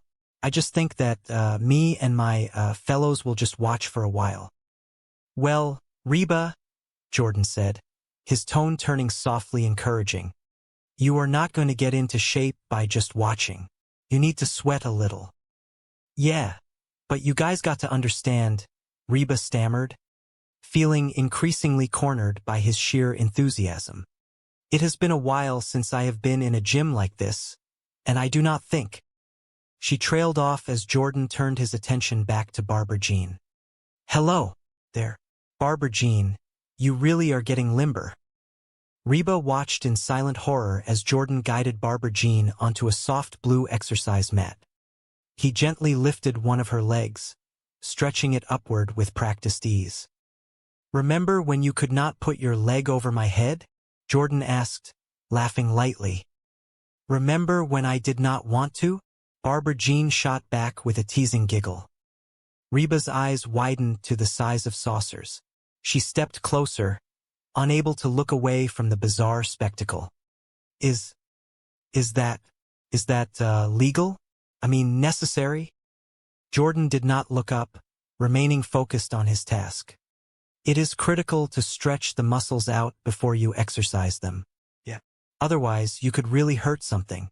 He patted the mat gently. Turn over. Barbara Jean flipped onto her stomach, looking up at Reba with a wide smile. Reba, you need to watch this one. This one is my favorite. Jordan positioned himself near Barbara Jean's upper back, placing his hands firmly on her shoulders. All right, now, this gives a good stretch to the back and chest muscles. Really should do this once a day. Barbara Jean let out a contented sigh as he pulled her shoulders back. Oh, I would do it all day if I could. Reba wiped the back of her hand across her forehead. The room suddenly felt incredibly warm. You know, is this one of these gyms that has the heat on real high? I am sweating. Jordan released Barbara Jean, clapping his hands together. Okay, oh wow, time for some weightlifting. Reba let out a loud breath of relief. Oh good, that is enough of that stretching. Hello, okay, knock this out. Yeah, okay, all right. She began backing away slowly toward the door. You know, I think I have seen enough. Barbara Jean sat up on the mat, looking disappointed. So, what do you think? You have any interest in getting a personal trainer? Reba stopped near the exit, forcing a tight smile. Only if he takes me out to dinner first. Barbara Jean stood up, adjusting her bright workout top. Are you sure, Reba? Seriously, this is one of the best relationships I have ever had. Reba looked from Barbara Jean to the towering, muscular form of Jordan. Oh, I think Jordan has his hands full with you.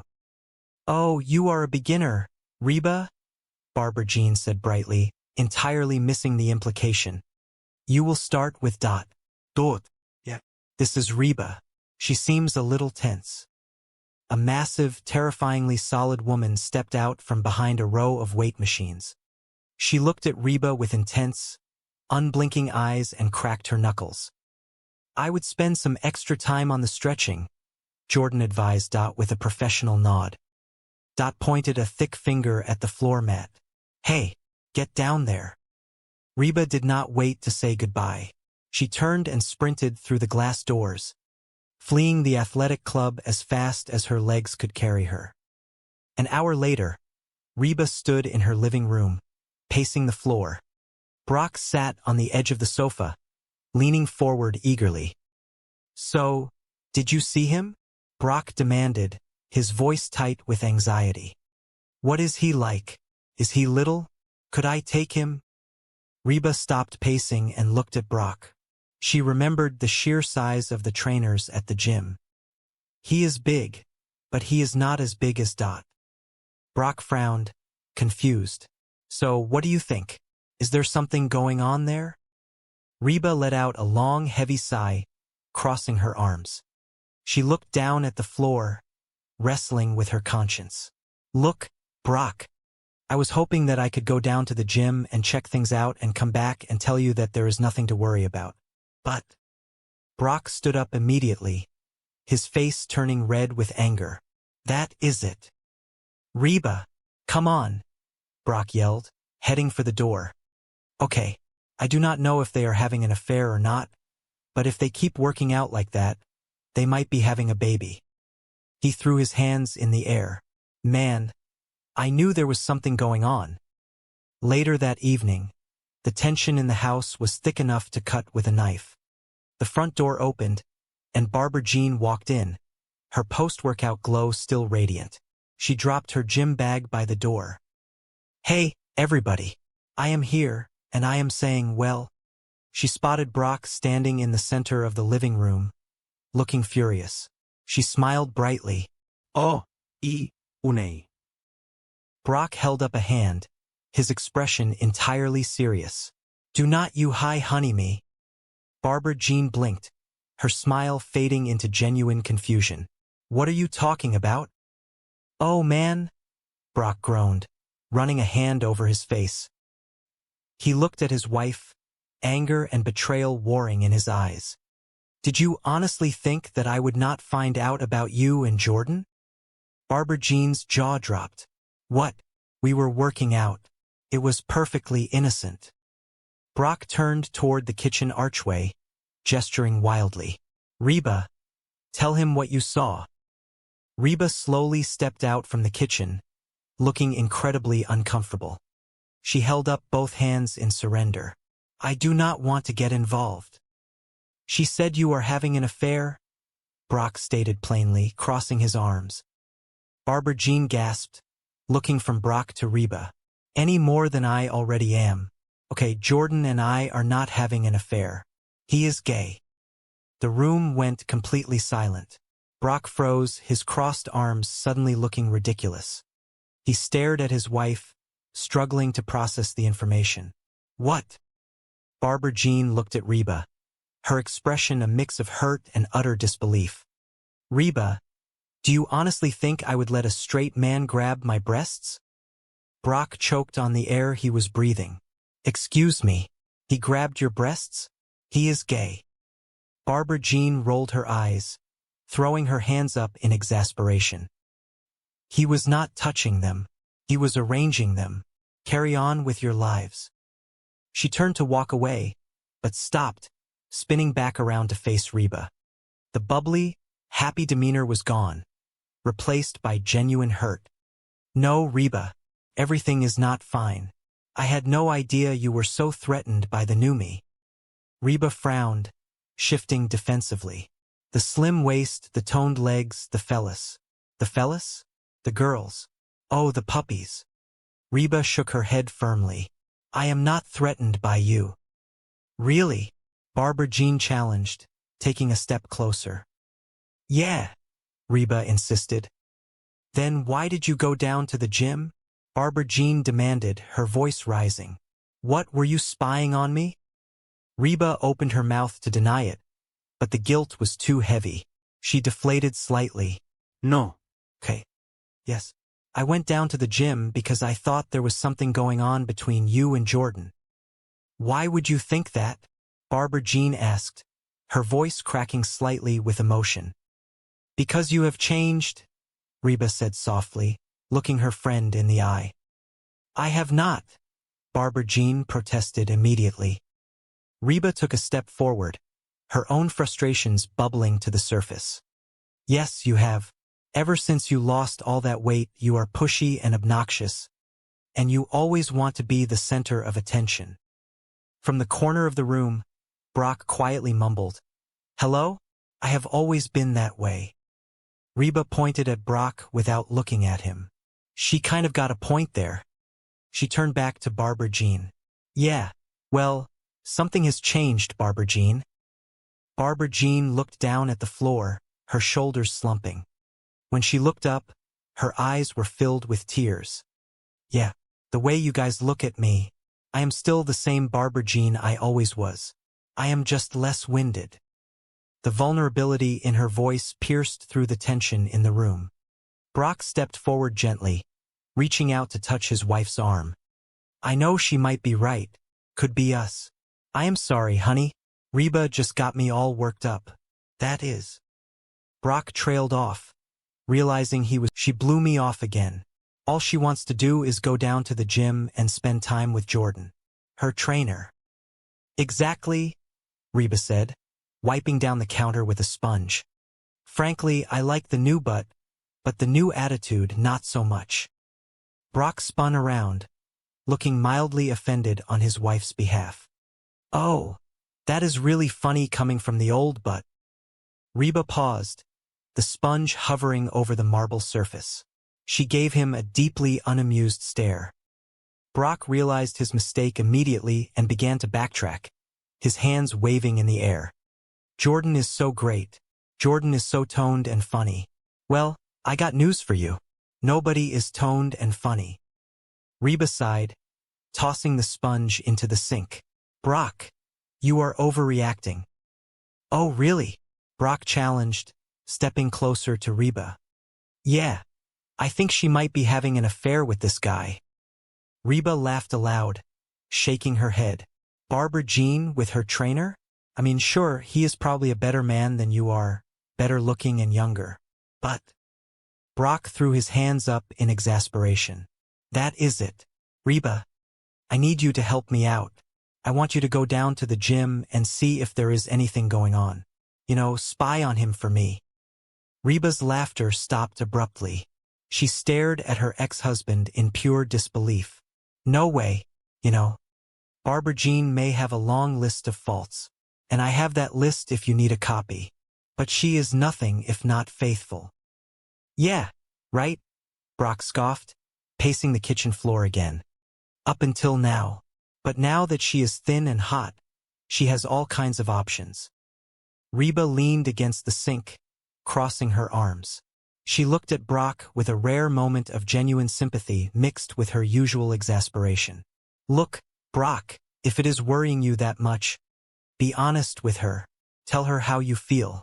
Tell her that you just need a hug every now and then. Brock considered this for a moment, his face twisting into a grimace of distaste. Oh, now there is a great idea. See? Why, since my competition is a macho, muscular dude, I should go the other way and appear all weak and whiny. Your solutions are ridiculous. Reba makes me to spy on those. Stupid. He trailed off, muttering under his breath as he grabbed one of the green power smoothies off the counter, took a sip, and instantly made a face of utter disgust. Hard to believe they are supposed to be good for you. Brock turned and marched out of the kitchen, leaving Reba alone with her thoughts. She stood in the quiet room, staring at the blender. Later that afternoon, Reba stepped out onto the front porch, dressed in her athletic gear. She took a deep breath of fresh air, determined to finally take her planned power walk. Just as she started down the driveway, a voice called out from the front yard. Hey, Mrs. H, you off for your power walk? Reba stopped and turned. The neighborhood was quiet, the trees swaying gently in the breeze. Man, I love old people, she mumbled to herself, observing the peaceful surroundings. Power walking, moving along, swinging their arms, like there is a big sale for false teeth. She shook her head, changing her mind entirely. No, I am not going for my power walk. She turned back toward the house, bumping into Ben as he walked out the door. He looked at her, confused by her sudden change in direction. This whole physical thing is getting everybody acting wacko, Reba explained, throwing her hands in the air. Ben blinked. What do you mean? Reba sighed, looking over her shoulder toward the street. Well, your dad thinks that the guy who gave Barbara Jean her new body is wanting to take a forespin. Ben's eyes widened slightly. He probably does. Reba frowned. What are you talking about? Ben shrugged, speaking with the unearned wisdom of youth. Guys are pigs. They are dogs. They are all animals. They just care about hot women. They are hot dogs. Reba stared at him, bewildered by the analogy. My point is, Ben continued, warming up to his lecture, is that when you got a hot lady, you got to keep your guard up at all times. A deep, familiar voice suddenly interrupted from behind them. Brock had stepped out onto the porch, having heard the end of the conversation. I used to. Reba turned, surprised by his presence. You used to? Brock quickly waved his hands, realizing how his comment sounded. No, baby, do not take it like that. It is just that I have grown into a mature, stable individual. That is all. Reba narrowed her eyes, feeling a sudden surge of defensive irritation. Well, I do not like it. She turned on her heel and began to march down the driveway, her posture stiff with determination. Where are you going? Brock called after her. Reba did not look back. I went to get something to eat. Back inside the house, Brock found Ben in the living room. Brock sank onto the sofa, burying his face in his hands. He looked up at Ben, desperation etching deep lines into his forehead. So, Ben, you think that Brock might be right about this trainer? Ben sat down on the armchair across from him, resting his elbows on his knees. Sure, this guy could be hot for Barbara Jean, but since Barbara Jean is not looking to play, there is no problem, and it is obvious Barbara Jean is not looking. Brock leaned forward, desperate for a lifeline of reassurance. Why is this obvious? 2 reasons, Ben stated confidently, holding up 2 fingers. Barbara Jean is not good at keeping secrets, and she thinks of you as her best friend. If she were fooling around with this guy, she would be constantly talking about him to you. Heck, she would probably even want you to meet him. The words hung in the air. Brock processed this logic slowly. The horrifying realization struck him like a physical blow. Barbara Jean had indeed been talking about Jordan constantly, and she had, in fact, begged Reba to meet him just that very morning. Meet him, Brock repeated, his voice barely a whisper. He leaped up from the sofa, terror in his eyes. Oh, where are you going? Ben asked, startled by the sudden movement. Brock did not answer. He was already running toward the door, his mind racing with terrible possibilities. Go down to the gym with the rest of the wackos. Ben watched him leave, shaking his head. All right, well, keep those arms a-swinging. Across town, Reba pushed open the heavy glass doors of the athletic club. The blast of cool, air-conditioned air hit her, carrying with it the smell of rubber mats and expensive athletic clothing. Electronic dance music pulsed rhythmically through the overhead speakers. Reba stood near the entrance, feeling entirely out of place in her casual sweatpants. Everywhere she looked, incredibly fit, beautiful people were lifting weights, running on treadmills, and hydrating from clear plastic bottles. She took a hesitant step forward, scanning the room. Oh, hey, Reba, you came. Reba jumped, turning to find Barbara Jean standing nearby, wearing a brightly colored, form-fitting athletic outfit. She was glowing with sweat and happiness. Yeah, Reba said, trying to mask her discomfort. She looked around the massive facility. Man, there is a lot of beautiful people around here. You should see them naked in the shower. Barbara Jean giggled, pulling a tall, incredibly muscular, and perfectly groomed man toward Reba. Hey, Jordan. Hey. Jordan flashed a bright, white smile that could have been featured in a toothpaste commercial. Ready to start, Barbara Jean? Yeah, Barbara Jean said enthusiastically. Jordan looked Barbara Jean up and down admiringly. Hey, you look great in that outfit.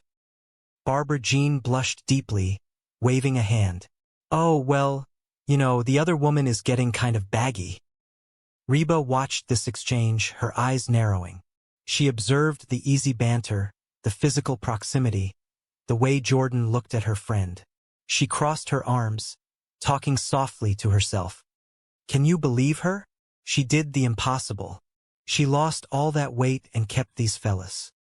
Suddenly, a loud series of grunts echoed from the weightlifting section across the room. Oh, oh, oh, oh, oh. Barbara Jean clapped her hands together, remembering her manners. Okay, Jordan. Jordan, this is my friend, Reba. Jordan reached out a large, strong hand. Hey, I am Jordan. Reba shook it briefly. I am Reba. Jordan tilted his head. His smile. Really do not need another pizza. Cheyenne gestured around the room. I mean, it is really just the three of us. Reba waved a hand dismissively, opening the lid to reveal the steaming, perfectly golden pie inside. Oh, I know, but I had to take it. It was free. Somebody will eat it. Almost instantly, a hand shot past Reba from out of nowhere. Oh, dibs. Reba closed her eyes for a brief second, taking a deep breath. She looked around at her family, then down at the greasy, tempting pizza. A sudden wave of clarity washed over her. You know what, Mom? Reba said, correcting herself and addressing the room at large. I am thinking maybe we should all try and get a little healthier around here. The room went entirely silent. What are you talking about? Van asked, looking genuinely offended. I am very healthy. Suddenly, the front door burst open with a dramatic flare. Everyone turned their attention to the living room archway. All right, that is it, Mrs. H. Drop it, Mrs. H. Drop it, drop it, drop it. A voice echoed from the hallway. It was Brock, his tone a mix of desperation and authority. Drop it, Mrs. H. I cannot stand to see you do this to yourself. It is like you are trying to eat yourself to death. Why? What happened to you? What is different? Before anyone could fully process Brock's frantic words, the woman in question stepped into the light of the kitchen. You who? I am here, and I am thin. The voice belonged to Barbara Jean, but the person standing in the doorway looked entirely transformed. She radiated a bright, bubbly energy, standing tall and proud. Van tilted his head, staring blankly. Yeah, thin is a stick and dumb is one. Reba stared in utter shock, her jaw slightly unhinged. Yikes, what is eating Cooper grape? Look at that. They look like the number 10. For a moment, Reba closed her eyes tightly, rubbing her temples. She opened them again, hoping the bizarre scene would vanish. Oh, thank God it was just a nightmare. But the bubbly voice rang out again, shattering her hope. You who? I am here, and I am thin. Reba let out a long, slow sigh, and the nightmare continues. An invisible melody seemed to play in Reba's head, a familiar tune that narrated the constant, unpredictable chaos of her daily existence. My roots are planted in the past, though my life is changing fast. Who I am is who I want to be. A single mom who works too hard, who loves her kids and never stops. With gentle hands and the heart of a fighter, I am a survivor. The next morning, the kitchen was bathed in a pale, early light. Reba stood at the counter, a large blender whirring violently in front of her. She poured a thick, greenish-brown mixture into several tall glasses. Ben trudged into the kitchen, rubbing the sleep from his eyes. He slumped into a chair at the island. Mom, make us some pancakes. Reba shook her head, sliding one of the glasses toward him. No, I am making everyone a power smoothie. And this afternoon, I am taking a power walk. Van ambled into the room, catching the end of the sentence. He looked at the questionable liquid in the glass and snorted. Power walk? Oh, forget your power cane. Cheyenne, who had followed Van into the kitchen, gently slapped his arm. Van, that is not nice. Mom does aerobics. Van did not miss a beat. She could shatter her hip. Reba placed both hands flat on the kitchen counter, fixing her son-in-law with a terrifyingly calm stare. And yet, in the blink of an eye, I can make you both homeless. Before Van could formulate an apology, the front door chimed cheerfully, and the energetic force of nature that was the new Barbara Jean swept into the house. "Hey, everybody," Barbara Jean announced brightly. "I am here and I am." Reba cut her off immediately, holding up a frosted pastry. "Oh, shut up and have a donut," Barbara Jean gasped, pressing a hand to her chest in mock horror. "Oh, Reba, you are not still trying to lose weight by drinking those power smoothies, are you? Jordan, my trainer, says that those are loaded with hidden carbs." Reba tightened her grip on her glass of greenish sludge. "Barbara Jean, I am all for adopting a healthy new lifestyle, but seriously, I mean, there has to be some sort of..." She paused, noticing Van. He was leaning over the counter, his eyes fixed unblinkingly on Barbara Jean. Reba snapped her fingers in front of his face. "Will you stop staring at her?" Van blinked slowly, pointing a finger toward the blonde woman. "What? We have been staring at her for, like, the past 2 hours." Cheyenne shifted uncomfortably, crossing her arms over her chest. "Well, she is pretty." Barbara Jean smiled modestly, though her eyes sparkled with delight. "I am pretty." Reba rolled her eyes. "Well, of course you are. You have always been pretty, but she is new pretty." "Oh, Van, that is such a funny story you can tell to your next wife," Cheyenne muttered, her voice dripping with sudden, sharp insecurity. Van, completely oblivious to his wife's changing mood, kept his gaze locked on Barbara Jean. "Van, you really think that I am new pretty?" Barbara Jean asked, twirling a lock of hair around her finger. "Oh, yeah," Van said with absolute sincerity. "You are like a bleached-out Halle Berry." Barbara Jean beamed. "Thank you." "You are welcome," Van replied cheerfully.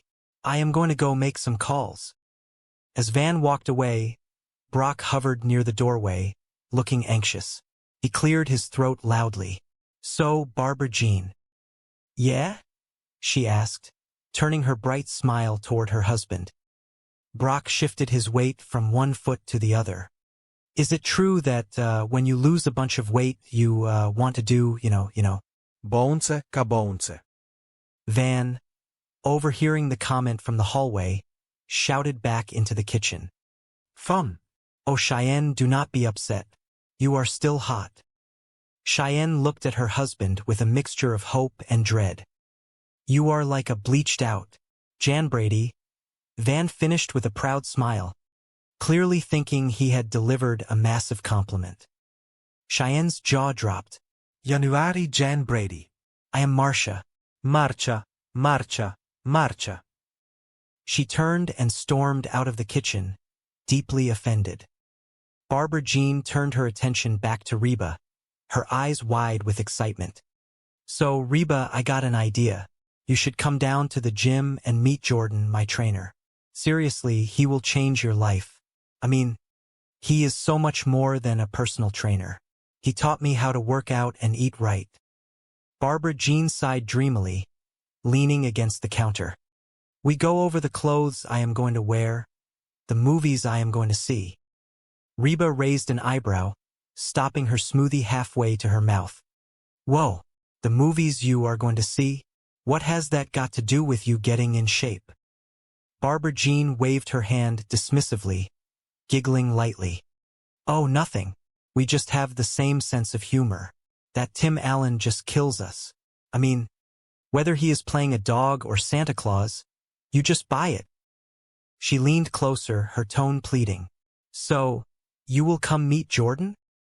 No, Reba answered flatly. "Oh, come on, Reba," Barbara Jean whined, putting a hand on Reba's arm. "I want my best girlfriend to meet my best boyfriend." "Boyfriend? Oh, whoops, that came out wrong. Oh." Reba gave her a long, hard look. "Well, thanks anyway. But I am just going to be here with my smoothie." She took a reluctant sip of the thick green liquid and grimaced. "Delicious, just like fruit gravy." Brock, who had been quietly pacing the floor, finally stepped up to his wife. "Oh, hey, Barbara Jean. Here you are. Listen, how would you like to go out and grab a quick lunch? Just the two of us." Barbara Jean looked at the clock on the wall and sighed regretfully. "Oh, honey, I cannot. I am going to the gym." Brock's face fell. "Well, cannot you skip it just this once? Come on. I will take you to that romantic French place you like so much." Barbara Jean laughed a bright, sparkling sound. "Really? Skip the gym and eat French food? No confondu bras." With a cheerful wave, she practically skipped out the door, leaving a cloud of expensive perfume in her wake. Brock stared at the empty doorway, his shoulders slumping. "Man, you need to sweat a little." "Yeah, but you guys have to understand, it has been a while since I have been in a gym like this, and I do not think." "Hello, there. Barbara Jean, you really are getting limber. Remember when you could not put your leg over my head? Remember when I did not want to? Is that legal? I mean, necessary? It is critical to stretch the muscles out before you exercise them. Yeah. Otherwise, you could really hurt something. Turn over. Reba, you need to watch this one. This one is my favorite. All right. Now, this gives a good stretch to the back and chest muscles. Really should do this once a day. Oh, I would do it all day if I could. You know, is this one of these gyms that has the heat on real high? I am sweating. Okay. Oh, wow.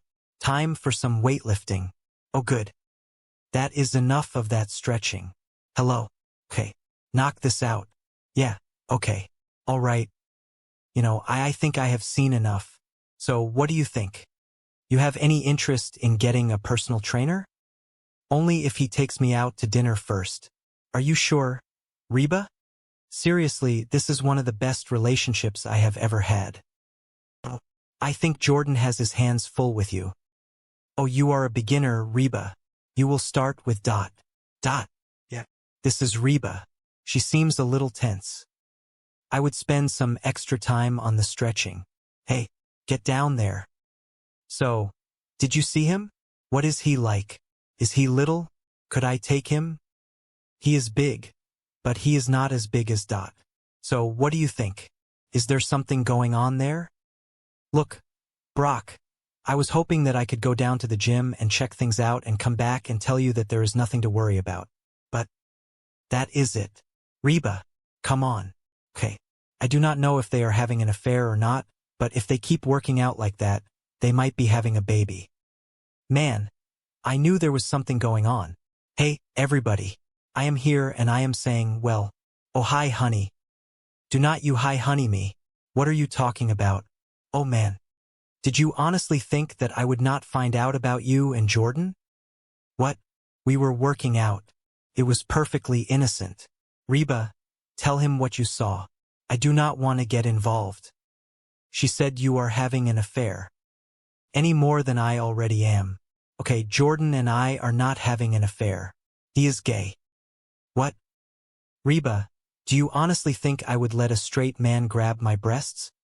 Excuse me, he grabbed your breasts? He is gay. He was not touching them. He was arranging them. Carry on with your lives. No, Reba, everything is not fine. I had no idea you were so threatened by the new me. The slim waist, the toned legs, the fellas. The fellas? The girls. Oh, the puppies. I am not threatened by you. Really? Yeah. Then why did you go down to the gym? What were you spying on me? No. Okay, yes. I went down to the gym because I thought there was something going on between you and Jordan. Why would you think that? Because you have changed. I have not. Yes, you have. Ever since you lost all that weight, you are pushy and obnoxious. And you always want to be the center of attention. Hello? I have always been that way. She kind of got a point there. Yeah, well, something has changed, Barbara Jean. Yeah. The way you guys look at me, I am still the same Barbara Jean I always was. I am just less winded. I know she might be right. Could be us. I am sorry, honey. Reba just got me all worked up.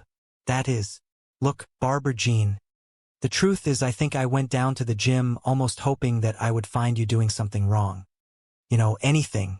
So I could feel superior to you and your skinny butt. So, I am sorry. Sorry? Yeah. This is great. For the first time since we have known each other, you want to be me. I do not want to be you. I know. It is even better. You want to look like me. Hey, where are you going? Just gonna go grab something to eat. I will see you next year. Hey, buddy. What are we watching? No, we are not. Want a rock, paper, scissor for it? Let's go. You are going to pick scissors, aren't you? Get out. Hey, honey. Hey, baby. I need to talk to you. Oh, honey. I just got the television. Well, I started thinking that maybe you do not think of me as new pretty because I do not do enough to keep your interest. No, honey. You were way hot. Guilty. But anyway, I thought that maybe I should, change my look every now and then just to keep things fresh. So, I bought a wig. Cheyenne, put that down. Listen to me. I think it is a good thing that when I look at you, I do not see the beautiful girl with the killer bod. I see my wife. And I am attracted to her whether she is all dressed up, ready to go out, or just sitting on the couch wearing those washed-up flannel pajamas. Really? Yeah. You are beautiful to me because of who you are. I feel kind of stupid. That is also who you are, and I love it. Come on, you. Where are we going? Oh, we are going upstairs. Hold on. I thought you did not want me to leave you alone.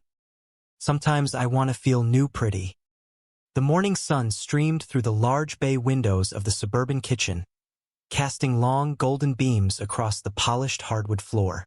However, the warmth of the day did nothing to melt the icy tension that had settled over the kitchen island.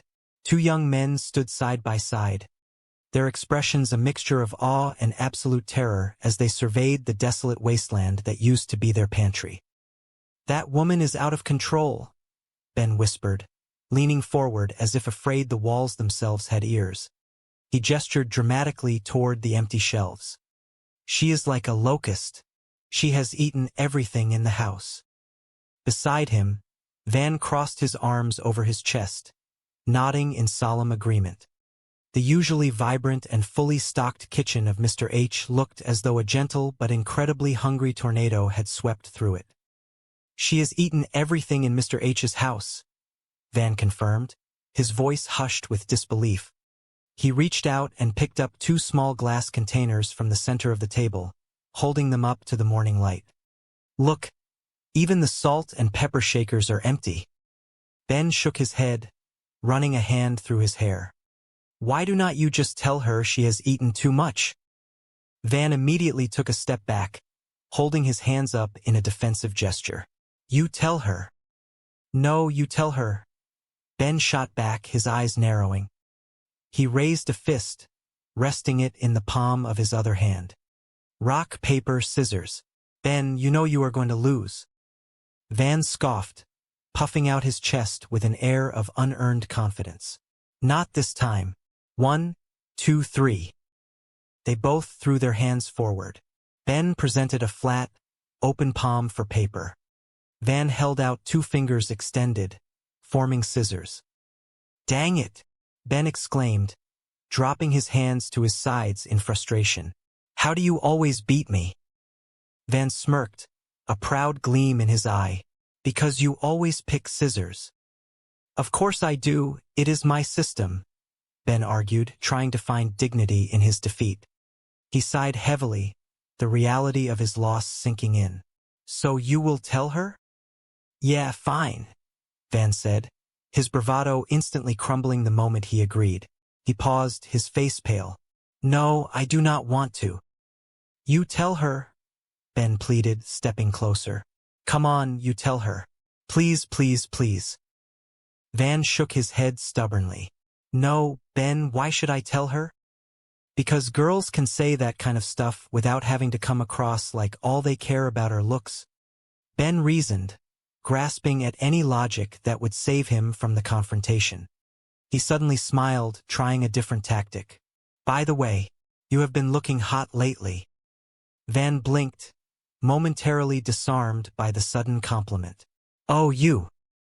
Before the ridiculous standoff could escalate any further, the swinging kitchen door pushed open. Reba walked into the room, bringing with her an air of calm authority and the unmistakable, savory aroma of baked dough, melted cheese, and rich tomato sauce. "Look, sweetie, why do not I tell her?"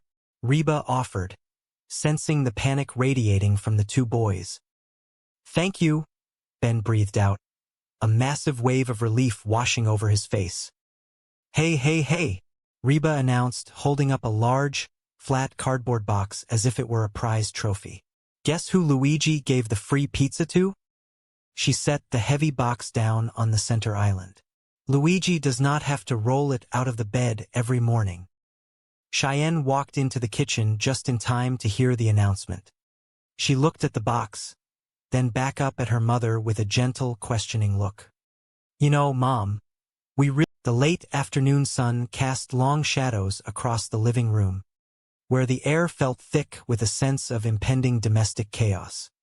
Within the residence of Mr. H, the tension was palpable. A voice rose above the silence, thick with frustration and helplessness. "That woman is out of control," the voice declared. "She is like a locust. She has eaten everything in the house." A response followed, equally exasperated. "She has eaten everything in the house of Mr. H. Look, even the salt and pepper shakers are empty. Why do you not just tell her she has eaten too much?" "You tell her." "No, you tell her. Rock, paper, scissors. Ben, you know you are going to lose." "Not this time. 1, 2, 3. Dang it. How do you always beat me?" "Because you always pick scissors." "Of course I do, it is my system. So you will tell her?" "Yeah. Fine." "No, I do not want to." "You tell her. Come on, you tell her. Please, please, please." "No, Ben, why should I tell her?" "Because girls can say that kind of stuff without having to come across like all they care about are looks. By the way, you have been looking hot lately." "Oh, you." "Look, sweetie, why do I not tell her?" "Thank you." Suddenly, the front door swung open, and the mood shifted. "Hey, hey, hey. Guess who Luigi gave the free pizza to?" "Luigi does not have to roll it out of the bed every morning." "You know, Mom, we really do not need another pizza. I mean, it is really just the three of us." "Oh, I know, but I had to take it. It was free. Somebody will eat it. Dibs." "You know what, Mom? I am thinking maybe we should all try and get a little healthier around here." "What are you talking about? I am very healthy." "All right, that is it, Mrs. H. Drop it, Mrs. H. Drop it, drop it, drop it, drop it, Mrs. H. I cannot stand to see you do this to yourself. It is like you are trying to eat yourself to death. Why? What happened to you? What is different?" "You who? I am here, and I am thin." "Yeah, thin is a stick and dumb is one." "Yikes. What is eating Cooper grape? Look at that. They look like the number 10. Oh, thank God it was just a nightmare." "You who? I am here, and I am thin." And the nightmare continues. "My roots are planted in the past, though my life is changing fast. Who I am is who I want to be. A single mom who works too hard, who loves her kids and never stops. With gentle hands and the heart of a fighter. I am a survivor. Mom, make us some pancakes." "No. I am making everyone a power smoothie. And this afternoon I am taking a power walk." "Power walk? Oh, forget your power cane. Van, that is not nice. Mom does aerobics." She could shatter her hip. And yet, in the blink of an eye, I can make you both homeless. "Hey, everybody. I am here and I am." "Oh, shut up and have a donut." "Oh, Reba, you are not still trying to lose weight by drinking those power smoothies, are you?" "Jordan, my trainer, says that those are loaded with hidden carbs." "Barbara Jean, I am all for adopting a healthy new lifestyle. But seriously, I mean, there has to be some sort of... Will you stop staring at her?" "What? We have been staring at her for like the past 2 hours." Well, she is pretty. I am pretty. Well, of course you are. You have always been pretty. But she is new pretty. Oh, Van, that is such a funny story you can tell to your next wife. Van, you really think that I am new pretty? Oh yeah, you are like a bleached-out Halle Berry. Thank you. You are welcome. I am going to go make some calls. So, Barbara Jean. Yeah. Is it true that when you lose a bunch of weight, you want to do, you know? Bounce ka bounce. Fun. Oh, Cheyenne, do not be upset. You are still hot. You are like a bleached-out Jan Brady. January Jan Brady. I am Marcia. Marcia, Marcia, Marcia. So, Reba, I have an idea. You should come down to the gym and meet Jordan, my trainer. Seriously, he will change your life. I mean, he is so much more than a personal trainer. He taught me how to work out and eat right. We go over the clothes I am going to wear, the movies I am going to see. Oh, the movies you are going to see? What has that got to do with you getting in shape? Oh, nothing. We just have the same sense of humor. That Tim Allen just kills us. I mean, whether he is playing a dog or Santa Claus, you just buy it. So, you will come meet Jordan? No. Oh, come on, Reba. I want my best girlfriend to meet my best boyfriend. Boyfriend? Oh, whoops. That came out wrong. Well, thanks anyway. But I am just going to be here with my smoothie. Delicious. Just like fruit gravy. Oh, hey, Barbara Jean. Here you are. Listen, how would you like to go out and grab a quick lunch? Just the two of us? Oh, honey, I cannot. I am going to the gym. Well, cannot you skip it just this once? Come on. I will take you to that romantic French place you like so much. Really? Skip the gym and eat French food? No confondu, brah. Man, she blew me off again. All she wants to do is go down to the gym and spend time with Jordan, her trainer. Exactly. Frankly, I like the new but the new attitude not so much. Oh, that is really funny coming from the old but. Jordan is so great. Jordan is so toned and funny. Well, I have news for you. Nobody is toned and funny. Rob, you are overreacting. Oh, really? Yeah, I think she might be having an affair with this guy. Barbara Jean with her trainer? I mean, sure, he is probably a better man than you are, better looking and younger. But that is it. Reba, I need you to help me out. I want you to go down to the gym and see if there is anything going on. You know, spy on him for me. No way. You know, Barbara Jean may have a long list of faults. And I have that list if you need a copy. But she is nothing if not faithful. Yeah, right. Up until now. But now that she is thin and hot, she has all kinds of options. Look, Brock, if it is worrying you that much, be honest with her. Tell her how you feel. Tell her that you just need a hug every now and then. Oh, now, there is a great idea. See? Why, since my competition is a macho, muscular dude, I should go the other way and appear all weak and whiny. Your solutions are ridiculous. Reba makes me to spy on those. Stupid. Hard to believe they are supposed to be good for you. Hey, Mrs. H, you off for your power walk? Man, I love old people. Power walking, moving along, swinging their arms. Like there is a big sale for false teeth. No, I am not going for my power walk. This whole physical thing is getting everybody acting wacko. What do you mean? Well, your dad thinks that the guy who gave Barbara Jean her new body is wanting to take a forespin. He probably does. What are you talking about? Guys are pigs. They are dogs. They are all animals. They just care about hot women. They are hot dogs. My point is that when you have a hot lady, you have to keep your guard up at all times. I used to. You used to? No, baby, do not take it like that. It is just that I have grown into a mature, stable individual. That is all. Well, I do not like it. Where have you been? I went to get something to eat. So, Ben, you think that Brock might be right about this trainer? Sure, this guy could be hot for Barbara Jean, but since Barbara Jean is not looking to play, there is no problem. And it is obvious Barbara Jean is not looking. Why is this obvious? 2 reasons. Barbara Jean is not good at keeping secrets, and she thinks of you as her best friend. If she were fooling around with this guy, she would be constantly talking about him to you. Heck, she would probably even want you to meet him. Meet him? Oh, where are you going? Go down to the gym with the rest of the wackos. All right, well, keep those arms a-swinging. Oh hey Reba, you came. Yeah. Man, there is a lot of beautiful people around here.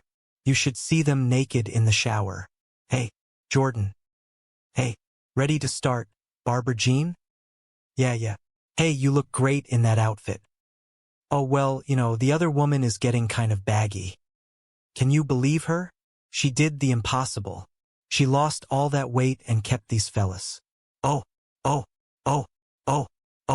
Okay, Jordan. Jordan, this is my friend, Reba. Hey, I am Jordan. I am Reba. So, you are going to join us, Reba? Oh, I do not know. I just think that me and my fellows will just watch for a while. Well, Reba, you are not going to get into shape by just watching.